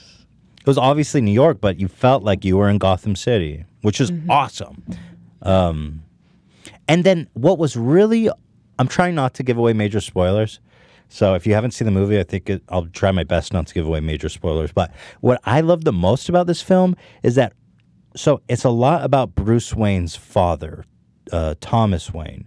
And in the Batman stories, we always hear about Batman's father as this great philanthropist. He was trying to save the city. He was like this great, infallible, incredible man that was murdered at the hands of a petty criminal, the very person he was trying to save in Gotham, right? But what we see is actually... the other side of the coin. What we see is like a more realistic. Right. He's a greedy, arrogant businessman who looks down on the poor and the criminals and the destitute. He is an upperclassman. He's a snob. He's power hungry, and we even get to see what's the butler's name? Alfred. We even get to see Alfred. Who idolizes and protects Bruce and raises Bruce in the stead of his father, who's also kind of a douche too, kind of a snob. They're elitist. They look down on the lower classmen. And Thomas Wayne is running for mayor, and you see, at least from the perspective of someone who's on the bottom rungs of society, that this guy really is really not looking out for them, at least from their perspective. And to me, when you look at the Joker mythology in Batman, he's basically a cult leader. He has all these worshipers who dress up like clowns and do his bidding and get him resources, and they basically do his master plans. And what you see is kind of an explanation for how the Joker becomes a cult-like figure with followers and worshipers who are willing to join his movement. It's not even really a movement. He's really an anarchist in the film. He's not political in any way. He's just an anarchist who's kind of just broke. He's just broke by his upbringing, by his society. And I thought, first of all, I really liked seeing all these classic tropes from a different perspective from the Batman universe. And what struck me the most is I just kept hearing about how he's like incel and promoting violence, and what struck me is just how I didn't see that at all watching the film. He, to me, strikes me as a typical anti-hero. I mean, he's just an anti-hero. He's a violent criminal. He's a murderer. He's just a total lunatic. Anti-hero or villain? He's not a villain in this story. He's an anti-hero. I wouldn't consider him a villain. But but you can see how he became a it's villain. a slippery slope. They show Yeah. him kind of getting lost in the sauce, as they say. But But it starts. but he's out- it's a relatable descent into madness, which I like. You want Right. you see how it happens. And I didn't really see the film condoning his behavior. I didn't see them making any political statements. I certainly didn't see the incel thing because there was a moment where he was involved with a woman. I liked that dynamic. They didn't force it. They just did it enough. They didn't play it up to a point where it was obnoxious. And then when something happened, they moved right along. Never was he violent towards a woman or incel-y or even mention sex or even having negative opinions about women at all. I didn't get the incel vibe at all. People say it's overly violent. Not really. I mean, that part I don't get. it wasn't really overly violent, if I'm being It's honest. just. The violence was very in a very tasteful. I mean, I thought it was like dark and bold, I guess, to make a video about him. But that's what I like about it. I thought that was awesome. But people love all the Marvel movies, and there's violence in those. I don't get what's the difference. Indiscriminate violence. Like, His I violence don't had understand meaning. why There this was one a is point different. to it. It was part of the plot. You know what I mean? It wasn't just he was just indiscriminately bloody and murderous. I thought it was fantastic. I really enjoyed the film. And something I noticed about it too is that if you go to like Metacritic or Rotten Tomato, it has a very low score, like 50, 60%. But if you go to IMDb, it's like number 15 of all time. So the users, the audience, loves it. The critics hate it, which is something I noticed happening a lot more. I wanted to read some of the comments from the critics because this is what I went in with the expectation of seeing stuff like, let's see, New York Times. We are now at the phase of the argument cycle what actual ticket buyers have a chance to see what all the fuss is about, which means that it's also time for me to say my... He says, are you kidding me? To be worth... This is too much, dude. This is too much. The New Yorker. The result is a movie of cynicism so vast and pervasive as to render the viewing experience even emptier than its slapdash aesthetic does. Joker tries to question the exploration of mental illness for entertainment and the consequence of society abandoning its weakest members. But the film is, in turn, exploiting mental illness and using it as an excuse for Arthur's nefarious actions. This feels tone-deaf in a way where mental illness is being wrongfully linked to mass violence in the U.S. The film is aware enough to draw from great film about toxic masculinity and loneliness, but not enough to critique Arthur's behavior, instead of painting him as a helpless loner driven to violence by forces out of his control. Dude, I don't see any political statement in this film at all. Like, I think these critics are reading too deep into it. That's what I think too. Like, it's just a movie. Also, and why? Don't tell me what you think about it politically. Tell me, did you enjoy the film? That's what I was gonna It's say. like, bro, what are you talking about? It's an artistic form of art, and the actor did so good. I just enjoyed it. I It was really an amazing performance by him. I agree. I thought the aesthetic was great. I don't know what they're Me talking too. about. I enjoyed everything. I don't know what. Time Magazine says, Joker wants to be a movie about emptiness of our culture. Instead, it's a prime example of it. I disagree. We're talking about Gotham City. I don't believe they're trying to make an allegory for our society in any way. Yeah. I really don't think so. I think we're talking about Gotham City. We're talking about the Batman universe. Why are we so desperate? Why are these critics so desperate to make this political? I didn't see it. In America, there's a mass shooting or attempted act of violence by a guy like Arthur practically every other week. Wrong. I don't think that... they're saying what he did is okay, by the way. Right. And by the way, what he did wasn't just a random act of mass violence either. He didn't just go in a random movie theater and start shooting people up. Mm-hmm. It was, in most cases, in the first incident where he murders 3 people, is the result of them, in his... Watch it. Yeah, but again, it's not random acts of violence. It's just not. At least up to the lead up of the development of his character. So, Zach and Ian, did you guys watch it? I know Dan hasn't. And finally, the Times Magazine, I want to read this one. He says, he could easily be adopted as the patron saint of incels.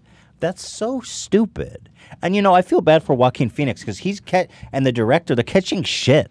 Like, Joaquin Phoenix is trying to do interviews and promote the film, which, by the way, is doing awesome. It's going to make like $1 billion worldwide. The studio, I read, was nervous to even fund the film. They gave it a super low budget to even try to discourage them making it. And He was worried that the film might perversely end up inspiring exactly the kind of people it's about. What is different? There's always a villain. The villain is always crazy. I think it's because about this movie. just people are babies. Like they can't they've been their brains have been out a little bit, but I think it flew under the radar too much. That show's amazing. I cannot wait for kicks season ass. 2. Yeah, seriously. Up in a way that makes you sympathetic to them, makes them relatable on a human level. That's what good writing is. That's what good character development is. Things are not black and white, and that's why I love seeing it from his perspective. Obviously, he's a violent criminal. He's the Joker. Fucking babies, like you said, Dad. They're just babies. He's not the patron saint of incels. He never talked about anything like that. He was a total anarchist. Because at the end he goes, do you support the protests and the riots and what's going on politically? He goes, I don't care about any of that. I'm just here. You know what I mean? Mm-hmm. He's not political. Anyway, sounds like you're saying he's a nihilist more than an anarchist. He's a right? nihilist. He's an anarchist. Exactly. Sure. There you go. What did you think, Ian and Zach? I thought it was one of the greatest movies I've ever seen. I'd classify it with like Silence of the Lambs or.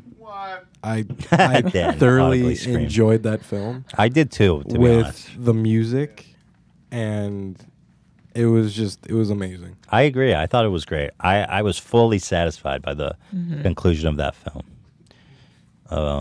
It took components from different films and it just made it, I don't know. It was so good. Also, it's so cool that you can take someone like the Joker and make a somewhat serious cinema from it. Yeah, I thought Joaquin Phoenix did an amazing job. You know what I'd love? So good, I loved it. Yeah. You know what I'd love to see is this be the beginning of a Batman series with Joaquin Phoenix as the Joker. That could be cool. I would love that a lot more. Could be than wrong. I feel like he already Avengers. ruled that out, though. Unfortunately. Oh, I want that so bad. I think he views himself as too serious of Joaquin an Phoenix. actor to do. But I wonder if there's a way to continue the series in the same artful way. Yeah. I mean, I think that it would certainly be better than the fucking other DC movies they've been making, like the Man of Steel and all that garbage. That's all hot garbage, bro. Yeah. But Ian, you didn't really Ian care had about it, reservations. right? Yes. Yeah, I was just like, I was all right. I mean, I enjoyed it. I'm not like, this is Silence of the Lambs' greatest movie I've ever seen. But, like, I mean, I had a good time. Did you get incel vibes? I don't think so. I mean, I don't think it's as insane that they're jumping to that, but I think that they're being extra critical of this movie, and I don't really understand why, because a lot of movies do that. Yeah. And have anti-heroes, so I don't know. Yeah, I really don't know why that's what I didn't understand. Yeah. They're laying like this super heavy criticism against this film that seems like you could say that about a lot of films, and I don't know why they singled out Joker specifically. It was more of a mental illness film than anything. Right. That's what I thought too. Yeah. But I'm trying to think because it's not really a serious comment on mental illness either. It's a very exaggerated, incredibly wild.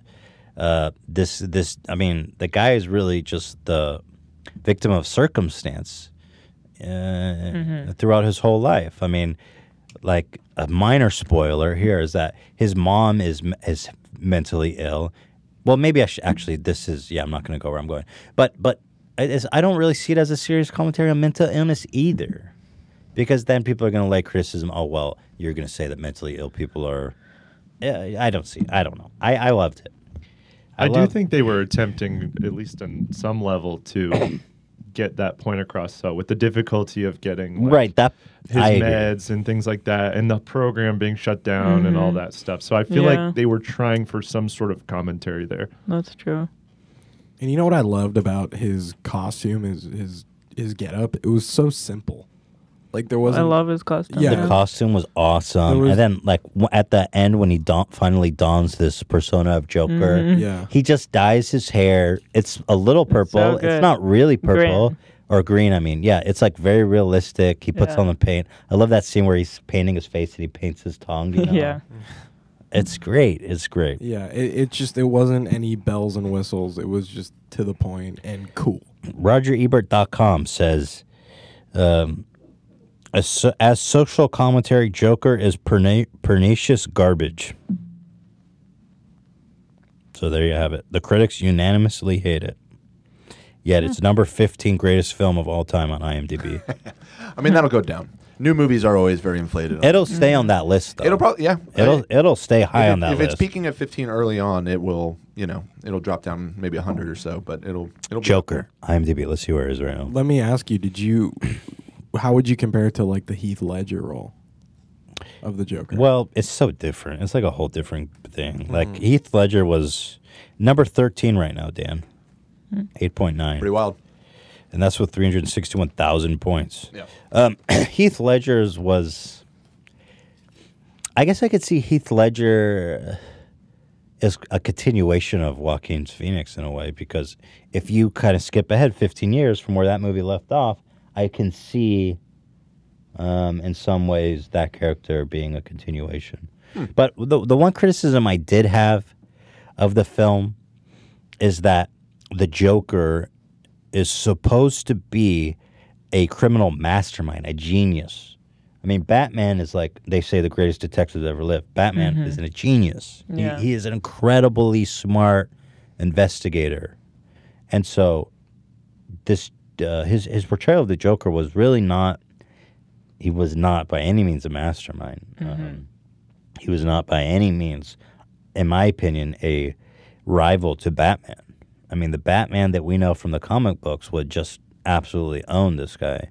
But what they do in this film is that they set this movie about 15 years ahead of when Thomas Wayne was murdered and Batman watched his parents die. So what I think they're attempting to do is to give time for him to develop into... What do you mean? Well, the Joker and traditionally comes up at the same time as Batman. So Batman comes up and Joker comes up at the same time. Like they're around the same Yeah. age, you mean? But what happens in this film is that the Joker makes his first appearance when Bruce Wayne is like 10 years old. So it's a little different timeline. So I'm supposing that they're saying that he's somehow going to be developing into the Joker that we know, because he has 15 years to kind of get his crime and cult down. But I had a hard time imagining him as a rival Yeah, to I Batman. did too.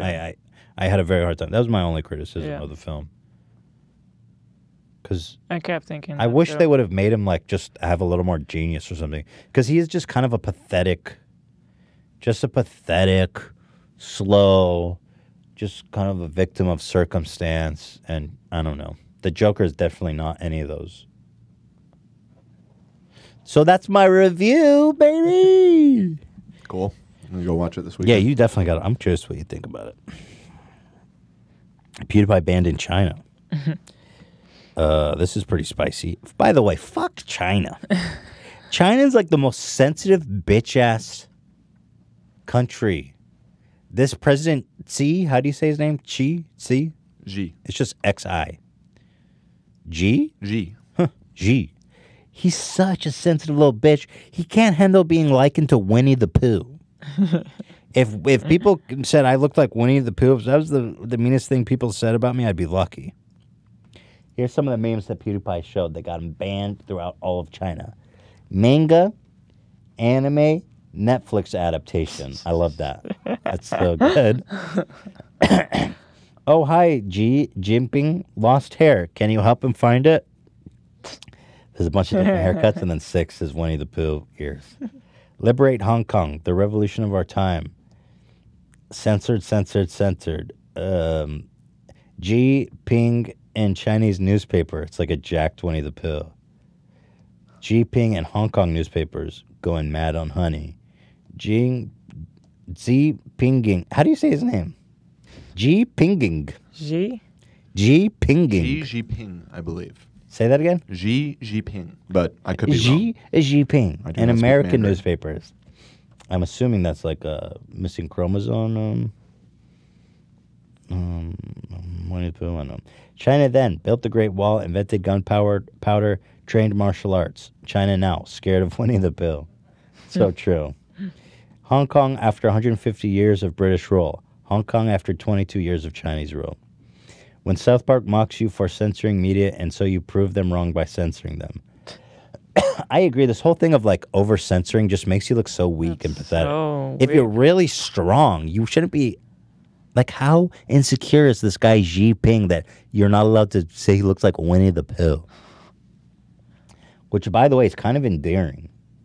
Yeah, what's the problem with Winnie the Pooh?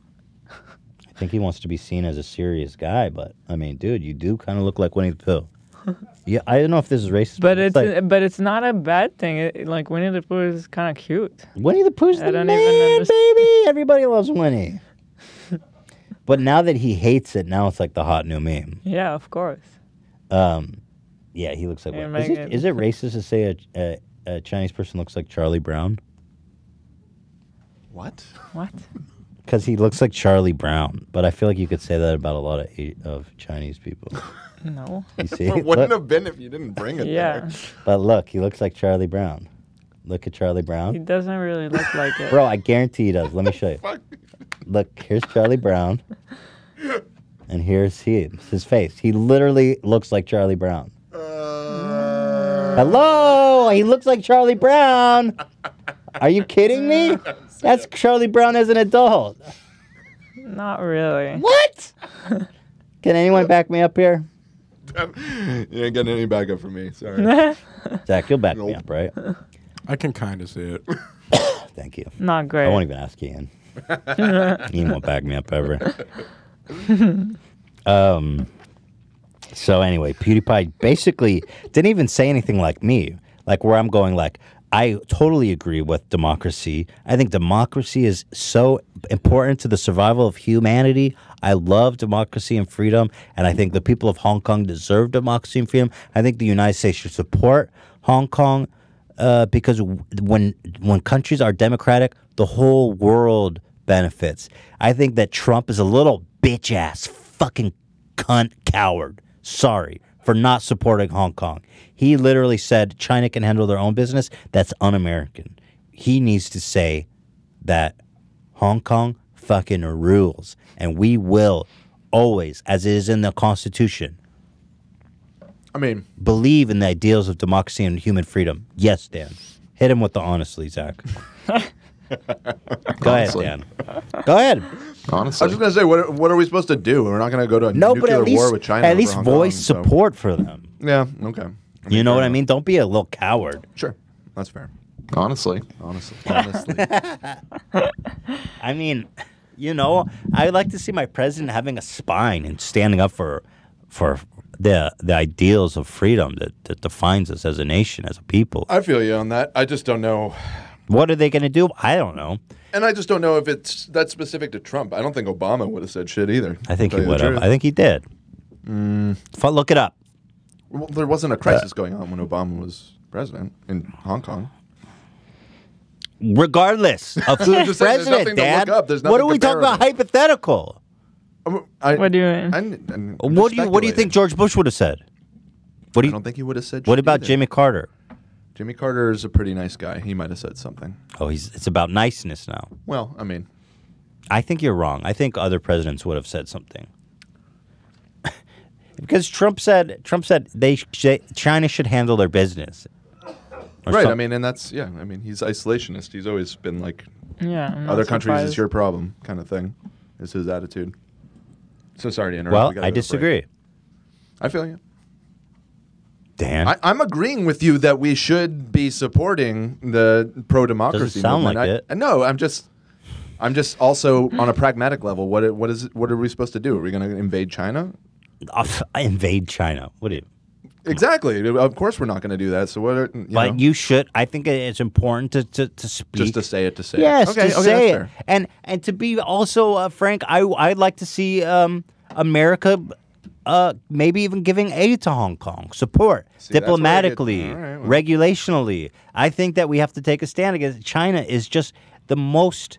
It's just scary. The government there. It is scary. It's I'm with you on that. terrifying. And if you have the option between China and Hong Kong as a player on the world stage for the betterment of humanity, Hong Kong is good for the world. These are people that believe in freedom. They are productive. They are powerful. They are educated. This is a great place. Hong Kong is like a beacon to the world, Dan.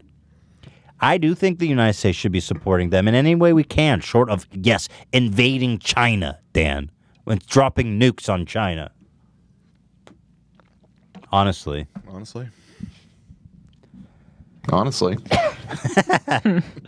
Anyway, I do think that I would like... Anyway, whatever. He didn't say anything like that, PewDiePie. He didn't say anything close to that, but yet he was banned in China. We're about to be too, by the way. I don't think they care about us. We'll see.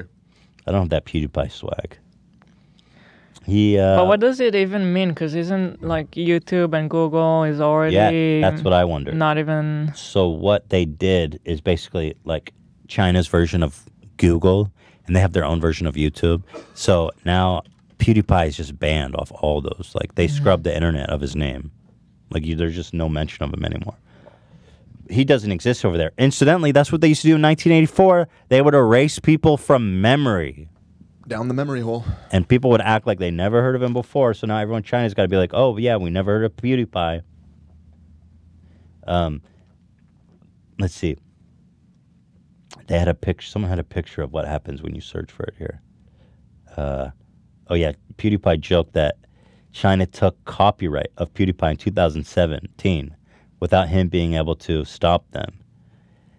Look at this copyright. This is so China. We deal with this shit. Actually, we're dealing with some shit like this right now. Look at this. You see how it's written? PewDiePie. They make wedding dresses. Clothing, gloves, and wedding dresses. Isn't that amazing? Yeah. There's somebody trying to do that shit to us in China right now that we're trying to deal with. But China kind of did him a favor in a way because they probably are out of business now. Oh, this was awesome. Look at this. Someone made a GIF of his face transforming into Winnie the Pooh, and it's really good.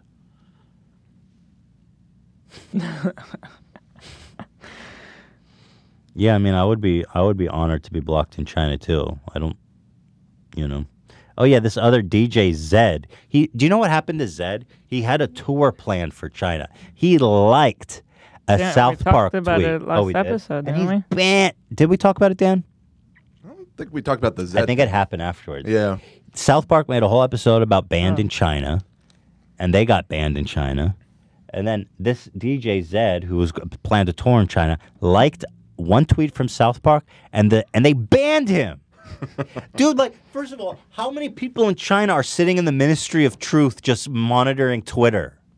Do you know what I'm saying? Like, that's a lot of manpower just to look at Zed's likes. That's a deep cut. That's not even a post. That's a like. Here's what happens when you search PewDiePie in China, Ela. It just says 404. Oh, wow. Error 404. Interesting. I guess on a certain website. Although some people say that it wasn't blocked, so who knows? It's being reported more widely now, this whole incident, so I think it is. It was probably There's just some more articles coming out today about it. It probably just took time to really scrub the internet of them, Mm-hmm. I mean, I would be honored to join that list, but I don't think they care about the little old H3 podcast. But trust me, I would love to be banned. That would just only validate my opinion that this is the most important, not only the best, but the most important show in the world. I support Hong Kong, and I think the U.S. government should more support Hong Kong. This is all pretty new to me, this whole China versus Hong Kong situation. It's pretty so Hong Kong was ruled by the British after, when did the British take control of Hong Kong? Early 1800s, I want to say. How'd the fuck at the height of their empire. That's crazy, man. They just British Empire snagged was off a nice juicy piece of China. Colonialism, baby. Why not? So anyway, they had freedom and basically all the rights and ideals of Western society, and they negotiated with China to give back Hong Kong to China like 20 years ago.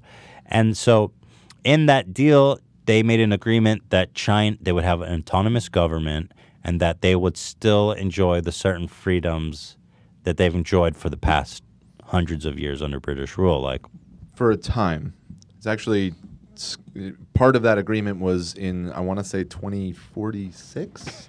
In the 2040s, China is supposed to fully take over Hong Kong. Like, that's still in the cards for them. really? They would just sell them out like that? Just a full, it's all you, China?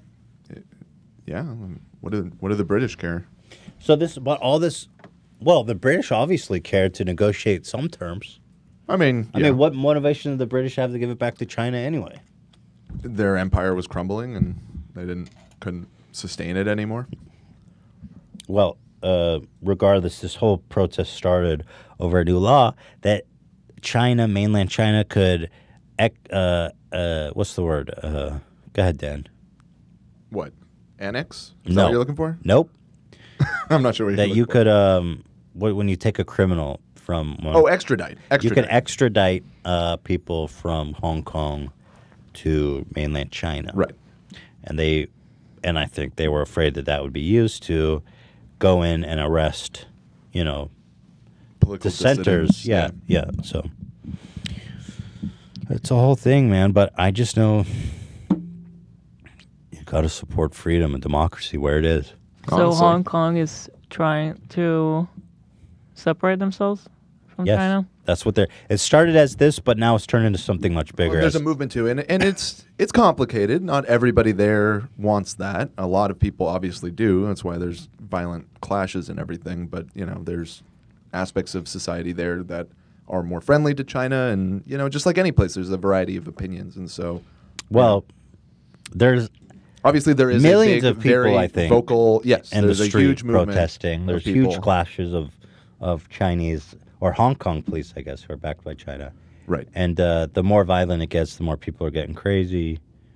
And China is working feverishly to censor people talking about it, as we talked about last week. So, yeah, I mean, I don't know what's going to happen there because China's pretty crazy. They just straight up ride. I mean, I don't think they have a problem just with outright violence. So, Yeah. we'll see. Yep, it's a powder keg. It's a scary situation. But anyway, congratulations to PewDiePie for being banned in China. I commend him, and I hope to follow suit. Congratulations. I'm over it. Oh, here's the main story of today. You guys probably have seen influencers, celebrities, just giving out their phone number and saying, "Hey guys, I'm bored. Give me a call and I'll text you back." And you may have thought to yourself, that's strange. Yeah. Why are all these celebrities giving out their phone number all of a sudden? I even saw it on like Twitter news. I don't know who was the celebrity. I wasn't really paying attention, but it said like whatever celebrity X really wants you to call his personal number. What? That was trending? Yeah. That's so stupid. Well, when I first saw it, I was like, oh, it's just some weird thing they're into. I first saw Ninja do it. But then I started seeing all kinds of people doing this, and I was like, there's something going on here. Well, it turns out there is a big company behind all this called Community. It's basically just an ad agency that allows influencers to text promotions and exclusive offers to their people who text them.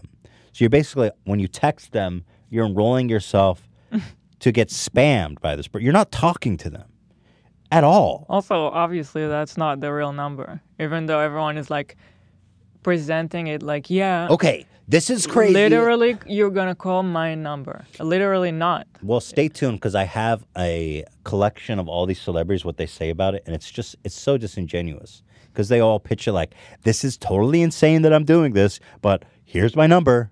Yeah. It's like, fuck you. It even says in the small print, it's like, this number was given to them by Community.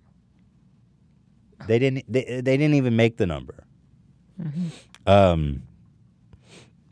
It's literally just an ad agency that you're opting in for these celebrities to spam you with shit directly to your phone. And even worse, you're giving Community your phone number to spam. They're selling it. They're scraping data.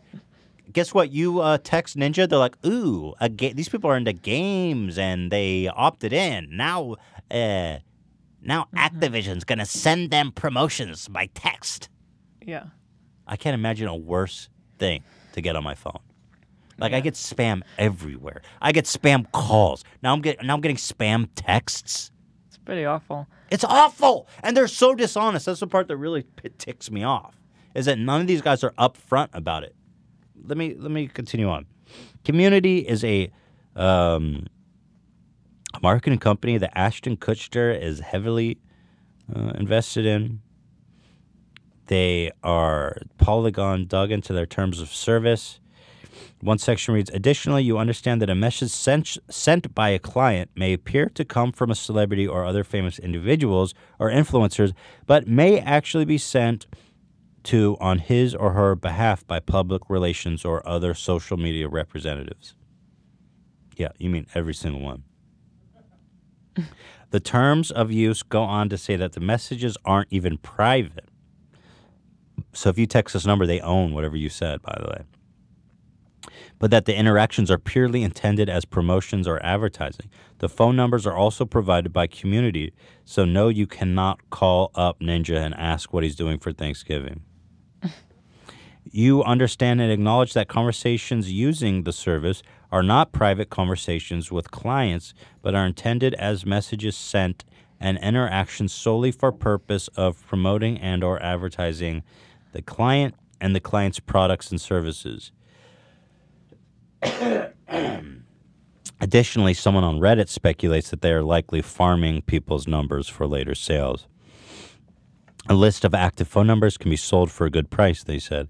A list of active phone numbers that are already vetted to allow a certain type of fashion or lifestyle based on influencer is a lot more pricey. A lot of the clothing lines would rather want the phone number of people who follow the influencer as opposed to just a random list of phone numbers to cold call. I mean, a phone number lead, that's a valuable thing.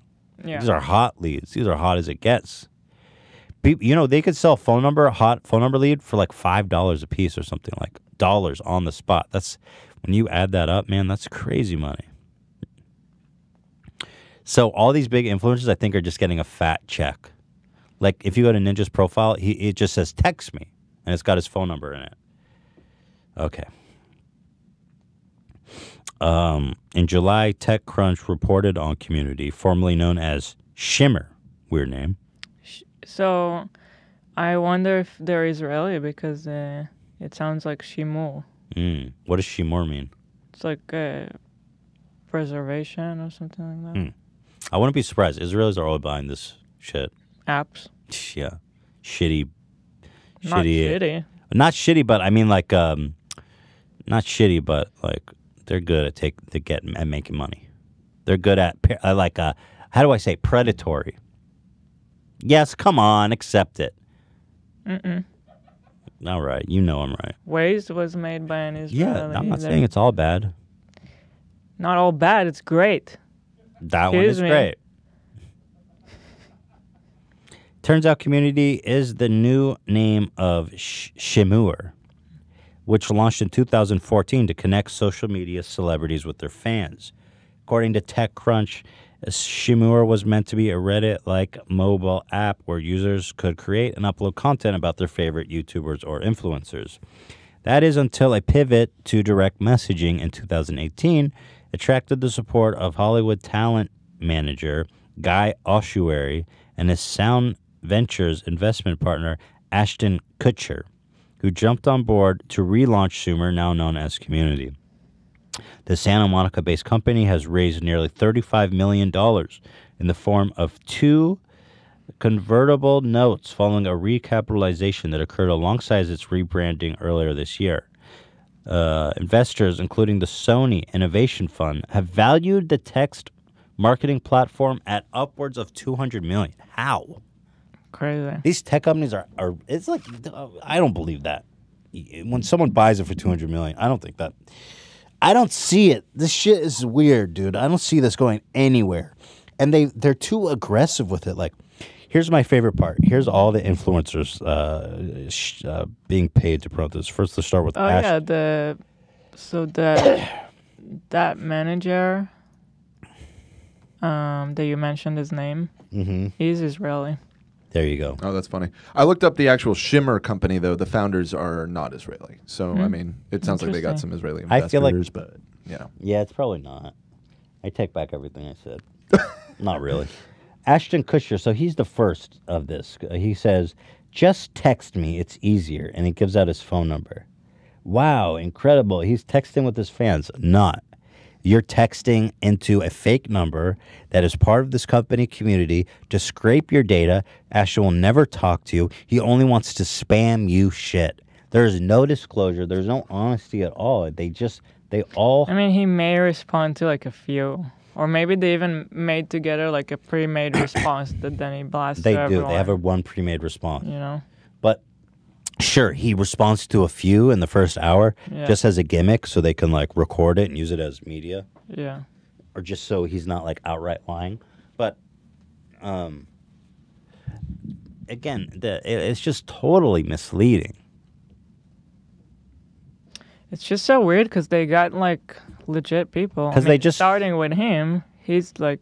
I feel like it's just a couple managers who they talked into doing this, who gave him a fat fucking check to promote it. And and it sounds fine. You're like, hey, you just have people text you. But the thing is, they all kind of following the same script of like, just text me. Isn't that so crazy? I'm giving you my number. This is what you get when you text them. Ashton here. This is an auto text to let you know I got your message. The rest will be from me. Click the link so I can respond to you. I likely can't respond to everything, but I'll try to be in touch. Dream bigger. Shut the fuck up. You'll never be in touch. Isn't that so scummy? And Dream bigger. So here you click the link and opt in. I love this. It's the whole thing seems so spammy. Click the link so I can respond to you. I likely can't respond to everything, but I'll try to be in touch. Hey, Ashton, what's going on, buddy? I'll try to get in touch. Stupid. So here we go. Ninja, I have to say, Ninja to me was a huge offender. I mean, look at this announcement video. First of all, he yeah, I feel like I don't want to be too harsh on everyone because they got like, you have a list here. Paul McCartney and well, Paul McCartney gets a pass, but I'll talk about that when I come to him. Paul McCartney, but you'll see. He's you could easily tell he's not involved at all. This is just some manager who signed him up for this shit. But like, look how Ninja pitches this. He tweets his number 312-584-4684. Yes, this is my number. Yes, I will receive each and every text. I'll try to reply to as many as possible. This is gonna be fun. Long term, keep texting me. And it has a lot of likes because people are like, oh, that's crazy. This is the first time I saw it. Like, I don't know if there's just something for the stream that's supposed to be fun.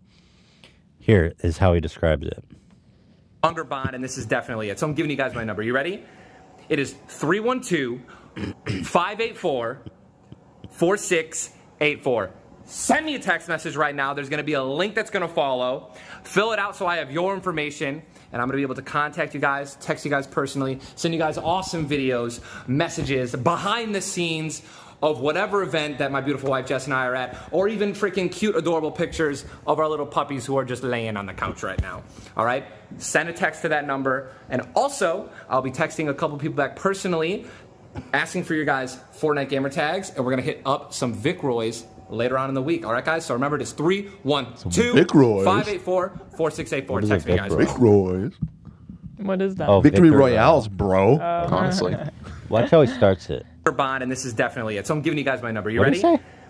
Longer Bond, and this is definitely it. So I'm giving you guys my number. You ready? You ready? It is 312. Are you ready? Sure, let me write this down. Oh, shit. They all play it up like, this is epic. This is my real number. Are you ready? You're not going to believe this. This is insane. Are you? It's like, dude, it's just a paid advertisement. It's stupid. It's stupid. And all of his fans are probably, because they don't even know about it, they're like, this is a whole brand new gimmick. And everyone's like, he probably got so many texts, you know, not knowing what they were getting themselves into. So that's Ninja. Lele Pons, I mean, well, obviously. No, this one's actually not that bad. It's just some stupid Instagram pimp. Text on my new number. Text me on my new number. I would love to chat with you guys, and I get to know you better. If you can't text me, it's because it still doesn't work outside of the United States, but still put your info so when it works in other places, I can text you and let you know. I would love to get to know you better. What do they expect to do with this, the influencers? Because they're like, still put in your info, so I'll message you. So what I think it is just to promote their stuff? Yeah. You can just, it's like posting on Twitter, you post memes, you post announcements. Yeah. So it goes to your phone. But the truth is that they don't say that, first of all. She goes, I would like to chat and get to know you better. I just want to lay in bed at night, late at night, and text with my favorite fan. Yeah. Be best friends. Basically, you're like signing up for a mailing newsletter, you know? To your phone. But to your phone. But even beyond that But is that this company Community is harvesting numbers to sell to third parties. That's speculation, though, no? It's not speculation. Yes, it is. Yes, it is. Wait, isn't that in the fine print? I mean, it No. says in the fine print. Yes, it says in the fine print that they can share your data with third parties. So it's Here's what it says. evidence-based I have it here. speculation, but we don't actually know that 100%. It says a list of active phone numbers can be... Okay, wait, hold on. It says... You grant Community a worldwide perpetual license to host, copy, transmit, and display your data as necessary for Community to provide the service in accordance with these terms. You also grant to Community a royalty-free, perpetual, worldwide, transferable, licensable license to transfer your data to third-party service providers used by Community in providing the service. That sounds like...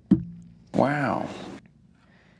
I mean, I'm not an expert in terms of service, so they Yeah, always sound I agree like with that. I agree with you. I just think we should say it is a degree of I speculation. agree that they probably do it, It's but speculation. it's not. It's speculation. But based that's on all. this statement, they say, you also grant to Community a royalty-free, perpetual, worldwide, transferable sub-license to license to... it's transferable. That means they could sell it. What keeps happening to you, Vinny? I'm getting late in the show, baby. No one's watching the show. Type, if you're watching at this hour, type, Ian did a mayonnaise gag. Great job, Ian, on the mayonnaise gag. Love you, Ian. Great job. No, say this. Sorry. Say this. I like that. What do you have any other ideas? It's not that funny. Type Ashton Kutcher. Say Ashton Kutcher is a big-ass ding-dong, dude. Ashton Kutcher can lick my salty, smelly balls. DD mega doo-doo. Anyway, they're selling your shit. Come on, who are you kidding? Who are you kidding? They're selling your shit. Allegedly. Possibly. Allegedly. Possibly. Yeah, it's probably. It's a comedy show. It's all comedy. It's a parody. Parody. It's a parody. Come on, who you kidding? This isn't a news show. This is a parody show. Cheers. And they're selling your data. For sure. 1,000%. I guarantee you they're selling your fucking data. Possibly. To Pringles. To Mountain Pringles. Dew. You know what I'm saying? Just all of a sudden getting texts from Pringles. That's what it's going to be like. Hey, did you hear about our new Pringles flavored taco flavor? Oh, dude. It's like Ninja sends you an image of him with the Pringles taco flavor. Oh, dude. Did you hear about Pringles' new taco flavor? Oh, dude. It's that Will Smith. Did you hear about new Ninja flavored Mountain Dew? Oh, dude. Sick, dude. We'll Pop some Vic Roy's later. The only thing I'm pissed about is why didn't these cocksuckers come to me? I would have sold out all you fuckers for like, I don't know. I can only imagine they got a lot of money. I would have sold you guys down the goddamn river for a couple text messages. Hell yeah. They're like $500,000. Sell all your fans out. I'd be like, hey guys, huge crazy announcement. Here's my real number. Text me. When you text it, is it like an instant reply? Yeah. Yeah. Okay. Just an auto reply thing. I texted a few of them. Text me. Oh, you did? Yeah. What happened? The screenshot that he put up earlier, the Ashton Kutcher one. That was. Did anything that was me. follow? Well, they send you a link, and it takes you to a page where they want your email, your phone number. Dan didn't your, opt in. Like your Oh, blood you didn't type. sign up? Yeah, I didn't necessarily want spam from Ashton Kutcher. You didn't. Come on, Ashton man. Kutcher should be like, did you hear about the new Pringles? You don't want to hear about I wanna, what he ate for lunch? I want to cop some sick Vic Roy's with Ninja sometime. Maybe he'll hit me up. And a couple of you I'm going to hit some Vic Roy's with. And did you guys hear about the new Pringles? Oh! KFC has epic new chicken tenders. Epic. Oh, man. Okay, so Marshmallow Paul McCartney. did it. Diddy did it. Let me The watch Paul Diddy. McCartney one really Oh, yeah. blew me So, away. so, again, I'm giving Paul McCartney a pass. Why? First of all, look, it says find out Paul's phone number in the new Q&A from Japan. It's like, he's not even involved. Yeah, at least it's obvious that he didn't even write this tweet. Paul doesn't any know. Is there a Q&A with Paul McCartney? Let's see what they said. I'm not going to dig into this now, but Paul doesn't know anything. He's not above criticism here. No, but I'm saying he's clearly not involved. Like some stupid manager was like, they're going to pay $1 million is bucks this to video? say your number. See, even that, dude, what is Paul McCartney's net worth? We Yeah, looked it up the yeah, other day. yeah, $1.5 true. billion. He's a billionaire. Billionaire. What the fuck does he need to He's do a this for? fucking Beatle.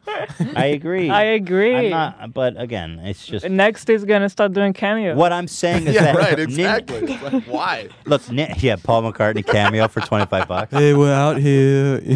Hey, Paul McCartney here. Hello. I wanted to wish you a happy birthday, Thomas. Here's a little jingle for you. Net worth 1.2 billion. So What the hell? I don't know what the hell he's Strawberry doing on this. fields forever. Happy birthday, Thomas. That's a John song. Come on, you know this. It's a Beatles song. Get the fuck out of We're here. back in the I hit him with the USSR. honestly. Honestly, Takes too long, Zach. I don't even think this, but just to play devil's advocate for a second. Thank you for correcting me, though. I love when you correct me. The thing is that Ninja knows what he's doing, okay, when he puts out a video saying, oh, guys, I'm about to do it. Are you ready? This is so crazy. Paul McCartney's like, I'm old, bro. Like, his tweet wasn't even written from him. You know what I'm saying? It's like he doesn't even manage his own Twitter. Look, he got 500 likes. That's Paul McCartney, like the most famous person that's ever lived, got 500 likes. I disagree with I love that Photoshop. What? What are you disagreeing with, Zach? It's Paul McCartney, though. Like, why? Who would sell him out like this? Yeah, he's got a shitty manager. That happens all the time. I'm giving him a pass. I have to. Diddy, however, you guys are going to love this. But Ninja is a friend of the show. You're gonna sell him out like that? Hey, what's up? He's not a fan of the show. He was on the show. What, just because you're on the show, you're just immune? Are people going to say I backstabbed Ninja? Keemstar would. He's going to do a whole 1 hour special about how I backstabbed. Honestly. Clown Star. Keemstar the Clown Star. Okay, let's see what Looking forward to that. DPP. He goes, well, look how Diddy phrases it. I shouldn't do this, but text me. I shouldn't do this, y'all. All right, Diddy. Yo, check this out. So I'm sitting here and I'm thinking, I and I'm love like, Diddy, you know, I'm about to go into this Diddy's next rich as era of fuck, my too. life. Yeah. And I'm gonna be doing a lot of positive things. You know, a lot of disruptive things. Hell yeah. A lot of things I really don't want everybody to know about. So like Only on the those who gram, text me. everybody knows about everything. You know, I want a deeper connection with my fans. So I came up with this idea. I was going to get a special phone number, and I was going to be able to give it to my family, my fans, everybody that's down My with family? the movements that I'm about. You know what I'm I saying? think they have a Team different Love number. movement, you know, Bad Boy, you know, Black Excellence, entrepreneurialism, getting money, vibration. Ian knows about Black inspiration, and I know what that just means. special, What unique does that content mean? that I'm He going knows to about Black share Excellence. on this phone. And also, on top of that, I'm also going to be able to be in communication with y'all. So when I'm in your city, I'll be able to hit you directly. And also, I think they all have the Flying same in, manager. laying on real thick. Yeah, I know. You get all the It's a movement. Like, you really get... You're right. Man, I'm just going to give out my fucking number. 917-746-1444. No way. 917 Text that number right now. No way. Text that number. Tell me what it says, Dan. You know, I'm actually reach calling me there. Ashton's It's your number boy right now Love. to see what happens when you call. Oh, you're calling for real? Tell me what happens if you call it. Yeah, 'cause- Honestly. Oh, it's ringing. Oh, good. Wait, is that really your phone that I'm hearing? Yeah, got on speaker. Great.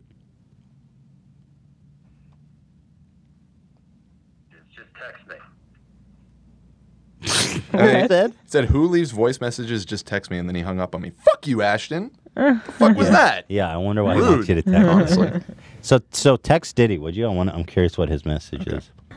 Hey, what's up, y'all? Check this out. So I'm sitting here and I'm thinking, beautiful day. 917-746-1444. He probably gets like $10 per sign up. We're making Diddy all cheddar right now. I'm just saying, do you not know who I am? Why have I not been approached to sell out my fans for like, I Because mean, we don't have a manager. you think, yeah, I think they'll have the same manager. Come on, I need some of that money. I want to sell you all. You are all data. You are all worth about $5 to me. Here we go. Auto reply. It's Diddy. Thanks for texting. Who's this? Be sure to who's this? Be sure to click the link and add your contact so you hear it from me first. Everything else will be from here. Say it's from me scam. direct. Say it's And you got a scam. praying emoji So and what a heart happens when you emoji. click the link? Come on, Dan. It's just a bunch It's the of- same as yeah, everything. it's a It just landing all page. takes you to the same community sign up page. Yeah. Yeah. They just want to I think harvest they're your good. I think info. That's so lame. I wonder if they're getting paid per sign up though, because they're all like laying it on so thick. Yeah. It's a movement. It's all like, bro, this is the craziest thing. This is so exclusive. Dream bigger. I'm gonna change my mind, so you better text me quick. I think they're getting paid CPA, dude. Well, Ashton is definitely invested, right? Again, Ashton the is, fact yes. that Ashton is invested heavily in this company and doesn't disclose that seems very questionable to me. Well, I don't think that it's a secret. How? Well, to his people following him, they don't know it necessarily. It's not a secret, but yeah, if you Not don't disclosing it. Right. It seems like a conflict of interest. Marshmallow. This one really is annoying too. Marshmallow. Can you mute it? Oh, thank you. You guys are quick. Thank you. Here's Marshmallow, who, by the way, doesn't even talk. I mean, send nudes. so this is his phone number. It's in the title.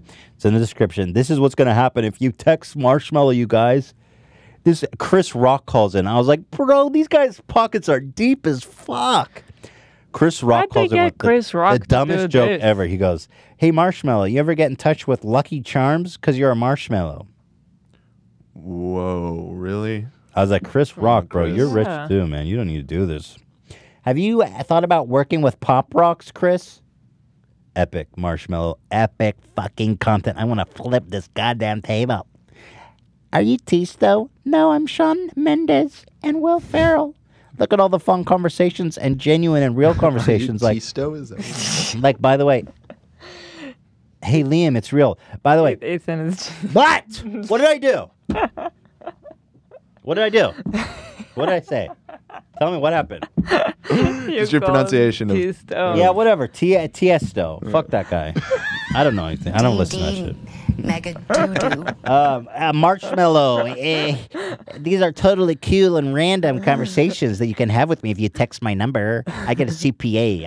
I get paid per acquisition. You can text me. Oh, Chris Rock's texted me. Okay. Text Marshmallow. 505, Dan. Hold on, I'm working on it. I'm over it. He doesn't. No, I'm not over it. I'm over it. Whoa, you just let's got the stop. I'm over it. Every dude. time over you it. say I'm over it, everybody overrules you. Whoa. I'm over it. I'm not over it. I'm into it. I'm I'm over it. loving it. Loving it. I'm loving it. Everybody, loving it. We're into this segment. Yes, yes, I'm over yes, it. yes, yes. I'm over it. How long have we been almost going? done. We've been on? going for a long time. You know, I'm I think over it. I think I might have Ninja's real number in my phone. Maybe since he's so cool with should giving it out, I should That'd be just shout it so out right messed now. up. Be like, oh, he must have given the wrong number, you guys. Here's his real number. Oh wait, yeah. I think he made a mistake actually. 'Cause Okay, whatever. And then there's Jake Paul, of course, who would never, as we know, based on the man, they that got one. everybody, dude. You're right. You got left out. He goes, bored on this drive, text me. I'm going to be replying to as many people. You stupid. Is that it? Wait, actually text that. Let me see if that's A 310 number. that might actually I want before I shit on him. Well, you think it's his real number? Oh no, here. No. Hey, lit. This is what he got. Look at this shit. What's his number? I have a picture of it here. Hey, lit. I got you saved now. My lawyers wanted me to tell you that. Message frequency will vary. Your carrier's message and data rates may apply. Reply help to wait. You got this. This can't be right. Yo, it's Jake. Let's text, fam. Make sure you click the link that I sent you and add yourself to my phone so I can respond to you. Did he really put a disclaimer in the text? No one else did that. I'm over it. Okay, whatever. And, Jake Paul's in. So there you have it. That's the epic thing that everybody's doing. So text me. I want in on this money. I want everybody's phone number. If I make $5 per phone number and at least 100,000 of you cocksuckers sign up. Yeah, it was a burp. If I could get 100,000 of you cocksuckers to sign up, that's $500,000. Wow. Let's go. Where you at? Where you at? Community, hook me up with that shit. I want to sell out every one of my fans. Over it. $5 per head. Over it. All right, what else? We got Trisha on X Factor. Who cares? Trisha responded to me. Slut. She said H3H slut shames me. Whatever. We actually don't need to watch it. She accepted my apology, which I thought was quite funny. So the big question is she coming Friday? She says yes. Trisha's saying she's coming Friday, but I suspect a troll. Did anyone pay her $1 million? I said that will not happen, and she accepted my apology. Well, Trisha, it'd be so epic if you trolled us by not coming. That'd be so fucking cool of you. Dan, you've been Honestly. communicating with her. What's the status? I emailed her. We had been in touch, and then you called her a beach whale and stuff, and then she got mad. And Oh, right, yeah. right. You're saying a while ago. Right? Oh, yeah, all right. And I never said she was a beached whale. Well, she thinks You're she putting did. words in my mouth, Dan. I said it looks like she just watched Up on the beach. That's not the I'm same not putting thing. words. Didn't she say that you said that? You're She's but putting you words. You're said validating it. I'm you just giving said her I called perspective her from a beached whale. From her perspective. From her No, perspective, you she thought- said I called her a beached whale. Okay, but never mind. So The point being, I have since then, you did she DM'd with her. respond to you? She has not responded to me as of yet. Oh. I will let you know if that changes. I talked to her in the What? DM. Yeah. I said, "Do you want to come on Friday?" She said yes, but she did it with a wink face. So I said, "I feel like you're telling me you're not going to show up." She said, "No, I'm going to show up for sure." I said, "Okay, so write back Dan and he'll set up accommodations." She has yet to write back Dan. Oh. So that takes us up to the present. So we'll see. We'll see. I don't know how that one's gonna go. I'm but freezing, by the way. Hila's freezing, and she's. I'm over it. Over it. So that's that. The Do we want to soundtrack talk of about my why life. we moved or no? No. We moved, you guys. We moved to a new house. Cool. Tell your friends. Tell everybody you know that we're no longer at our other address. We don't live there anymore. If you search my name, Ethan Klein address, that address is wrong now. The one that's at the top of Google that you can find easily. It's not my address anymore. Got it. There was just a lot of shenanigans going on because my address became public. Because Yeah. White Pages is a fucking... these guys are like mafia shakedown. Mhm. They like post your address that they automatically take from public filings. It's weird because it never happened on our old address. They never did that to me. But at our last address... Never with- happened before anywhere. yeah, even in New York, but we were just renting there. But anyway, within like a month of buying our last house, it showed up. If you just type Ethan Klein address, it was right there. And there was just a lot of shenanigans. You can use your imagination. And so we wanted to move. And we did. Ta-ta. Should I not say more? Should I just leave it at that? People are wondering. You can just say at that point, we're already like...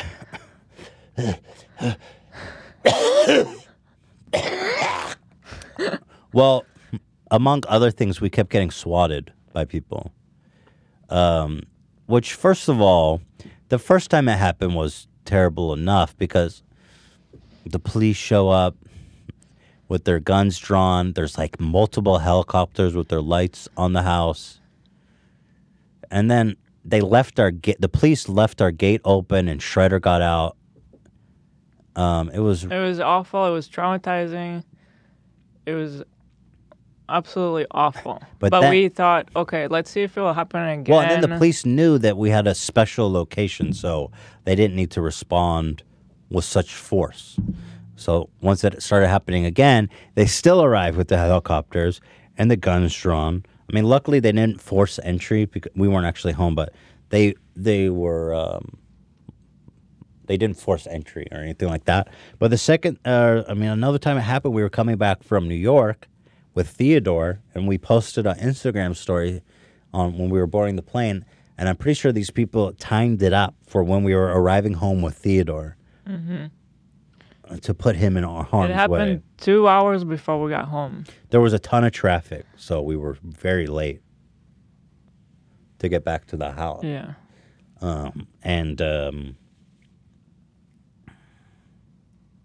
Well, I just want to the people, I didn't want to talk about it because, one, I didn't want to give them the satisfaction, and I didn't want to give it any attention or encouragement.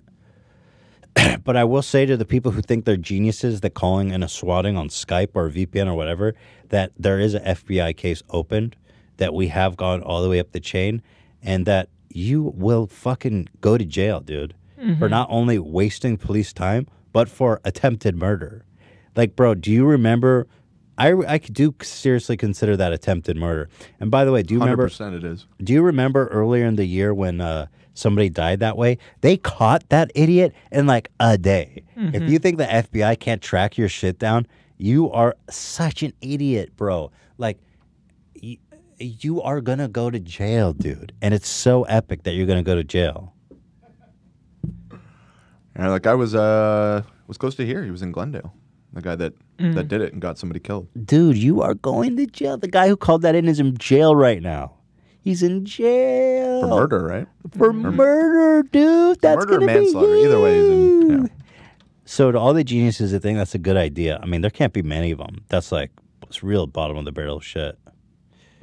You are gonna go to jail. I guarantee it's only a matter of the time before you go to prison, bro. The same thing that happened to the genius hackers who reverse engineered my phone number. Bro, the Israeli police called me up and said, one of the guys is Israeli. Come file a police report. And guess what? Those guys all went to prison, bro. The FBI arrested them.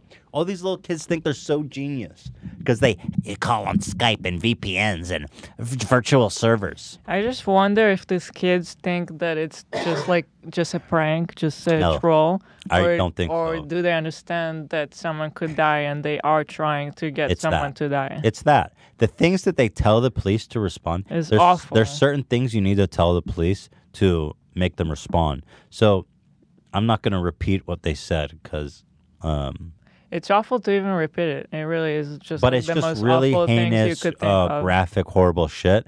Like the worst thing you can think of involving whatever, everything. And so, they know what they're doing. They're telling the police the most heinous shit you can imagine to get them to respond in full force. And they're going to fucking prison, bro. You should be looking over your shoulder perpetually. Because like the hackers that thought they were untouchable and were flaunting it, those guys got arrested by the FBI, and even the one in Israel that was doing it from overseas got arrested by the fucking Israeli police too, dude. The police called me up. I was chilling at a museum with Hila's family. We just came to visit my family. Dude, We were they there called for Hila's like 1 dad. day. They're like, hey, I see that your son-in-law and daughter are in Israel. Can I talk to him? We were like, what? The Israeli police get on the phone with me. They're like, hey, can you come sign up a police report? Because that hacking that happened, we tracked him down. He's Israeli, and we need you to file a police report so we can go arrest him. I was like, great! They got all your conversations. They got Dude, they showed me Skype conversation. The conversations. police showed me Skype conversations they were having. You guys That's are awesome. so fucked. And if something happened to Shredder, the first time Shredder got out and we heard that they were at our house. We weren't home, but Shredder was home, and we immediately started driving back. And while we were driving back, we were watching the cameras. On the ring. They were just walking around the house with huge guns out and helicopters. And we saw them leaving the gates open, and I just knew Shredder was going to get out. And then he did, and we saw it on camera, and we just saw him walk out, and then we had no idea what happened. And we had to drive like that home for 10 minutes. I thought that we will never see him again because it was late at night. He's a tiny dog. There's coyotes. He could get run by a car, a million things. But he was so scared. He was just wandering out like so and it confused, and he traumatized was him looking too because of the police. They were walking around the house for a while with their walkie-talkies, and it was really loud. And now, up there whenever is he hears someone on the phone, he's like traumatized from the noise. So it was so horrible. That drive home felt like forever, and thank God one of the police guys noticed him getting out, and they walked him back in and closed the gate, so he was fine. But if something happened to him, I would just I don't know what to say. I really don't They literally know want what that. these people are thinking. They want that. They want Shredder to die and to ruin your life. That's why they do it. They should go to jail for life, honestly. I agree. And they're going to go to jail. They will. These kids think they're so smart. I'm telling you, they're all going to jail. It's like a big problem. You know, the FBI is literally working on that shit right now.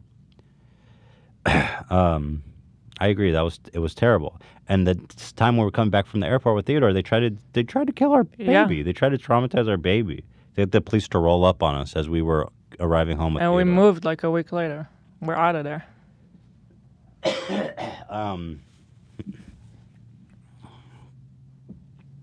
What was I going to say? Oh, yeah. And someone I was speaking to brought up a really good point. You know, if Shredder was a bigger dog, the police probably would have just killed him because if he's a big dog and he's confused and he runs out and he shows any signs of aggression, or if the Not dog, even aggression, just barking, you know. yeah, barking. Like if there's a random strangers in your backyard with guns and lights and walkie-talkies, a good watchdog, a good family member is going to go out and bark at them. And you know, police are authorized to kill your dog at that point. Mm-hmm.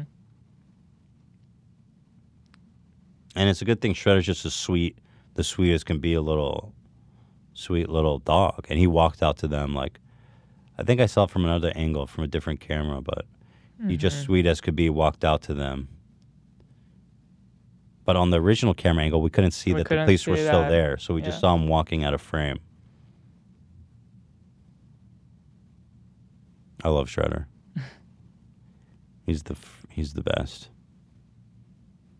So that's why we moved. If you want to kill someone, just go do it, dude. Don't be such a coward ass bitch. I've got a shotgun. Come to my house, bitch. And don't come to my house. But I'm saying if you're gonna do it that way, let's throw down high noon. You know what I mean? Let's go, dude. Let's have a duel at least so I could see your face. If you're gonna attempt to murder me like a little coward ass bitch, at least give me a shot at drawing faster, like a cowboy. Not funny? Don't come to my house. But if you do, I have a shotgun by my bed that's loaded and ready. I'm serious. That's the reality of being as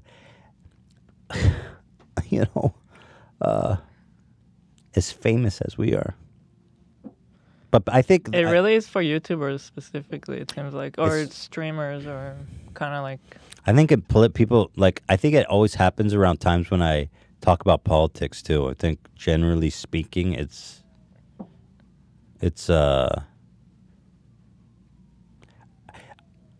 I do think that it's people who are driven by anti-Semitism. I think it's a specific kind of right-wing anti-Semitic radical. That's who in my gut, I think, is doing that. Mm-hmm. Those are the people that hate me that much. You know, that's a hunch, obviously, but that I just can't see anyone hating me so much they would try to murder my family like that. Guess we'll find out soon, huh? Why will we? When they go to prison? Yeah. I was like, whoa, Dan. When I track them down. You're on the wrong street, cuz.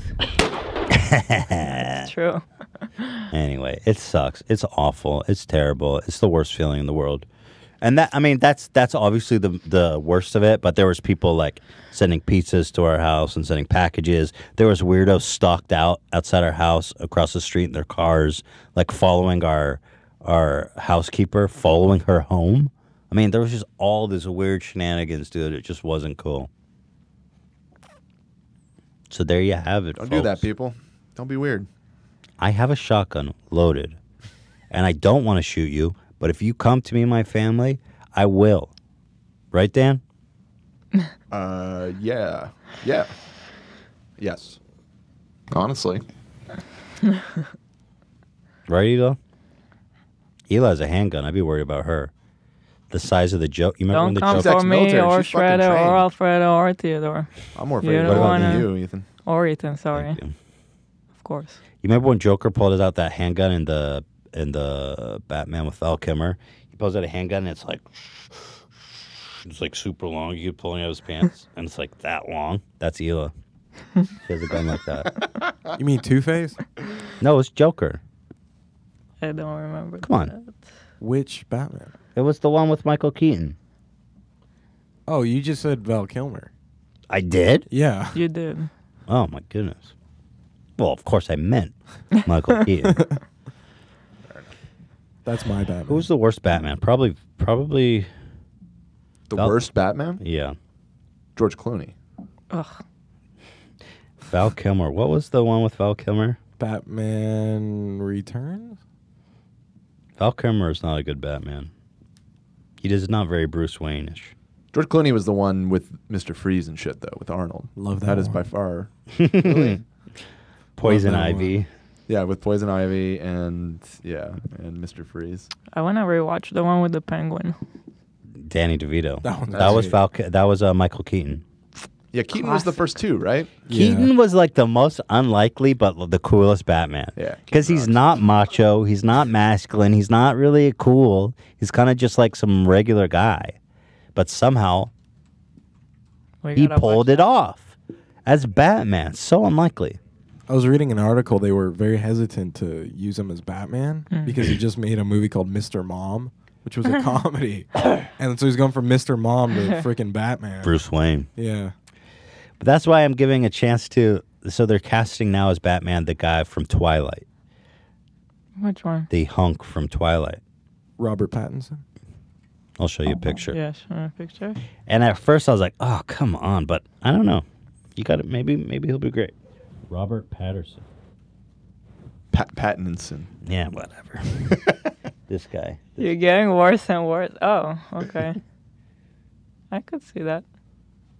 I mean, I'm going to give him a shot. He's very young for the role of Batman, so. No one's like Michael Keaton. What's his age? Oh, he's 33. Oh, wow. He's aged. That's a great age for Bruce Wayne, actually. That's a perfect age for Bruce Wayne. There you go. I'm watching any Batman movie. Yeah, me too. Batman's my Spider-Man to Ian. Yeah, I love Batman. I agree. Christopher Nolan, by far, the greatest Batman ever portrayed on screen. I mean, Ian, you're so quiet. I just have a stomach full of mayonnaise right now. It's nasty. He's trying to hold how it are you together. feeling? How are you feeling? I forgot all about that.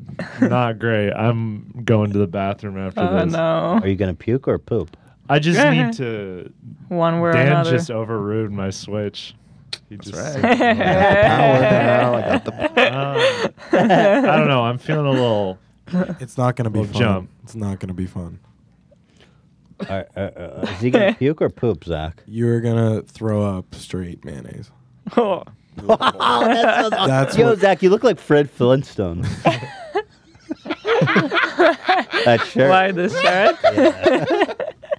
This is a Flintstone shirt? I mean, you look like That's Fred not a Flintstone. compliment. I'm just You saying call a me matter fat. of fact. No, I'm not calling you fat. You just have the pattern that Fred has on. Pull it up, Ethan. Thank you. You guys don't know? Yeah. No, I Maybe I look know. like I Charlie believe for Brown. Sure. But usually it's like not a compliment. Well, sure. I mean, yeah, yeah. It's literally Fred Flintstone shirt. Look at this. Show Zach. I can see it. That's Yeah. Fred Flintstone. Yeah. It's literally Fred Flintstone. Yabba dabba doo.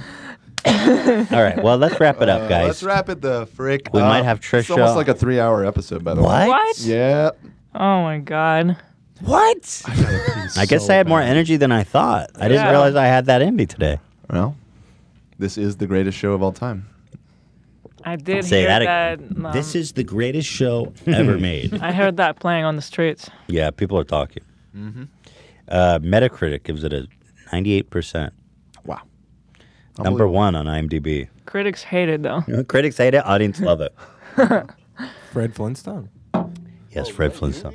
Okay, well, Ian's about to fucking puke. Let's we'll wrap be it up. back on Friday. Trisha might be here. She might not. Who knows? We'll see. find It's a out. wild card. Okay. I'll prepare just in case she doesn't show up. I'll prepare for 2 possibilities. Well, we keep saying Friday. People are gonna see it Saturday though, right? Oh, we're switching up the upload time. Yeah, we're gonna post this tomorrow morning and on Saturday in the morning. I just found that It actually seems like it's less stressful for us, and actually it's been a good experience for the audience too. I think. Seems like people like the morning upload. So okay, So we're gonna- Wednesday and Saturday. Oh, I have a PSA as well. Oh. Everybody, been loving the suggestions for sound bites. Keep that up. Just Oh. when you do it, timestamp that shit, please. Saves so much time of having to scrub through a 3-hour podcast I'm stamped looking it for Dan, and please keep making Entry Podcast memes because those are fantastic and we love them. All right, so we'll be back on Friday. Just shows Ian while I wrap it up. Nah. We'll be back on Friday.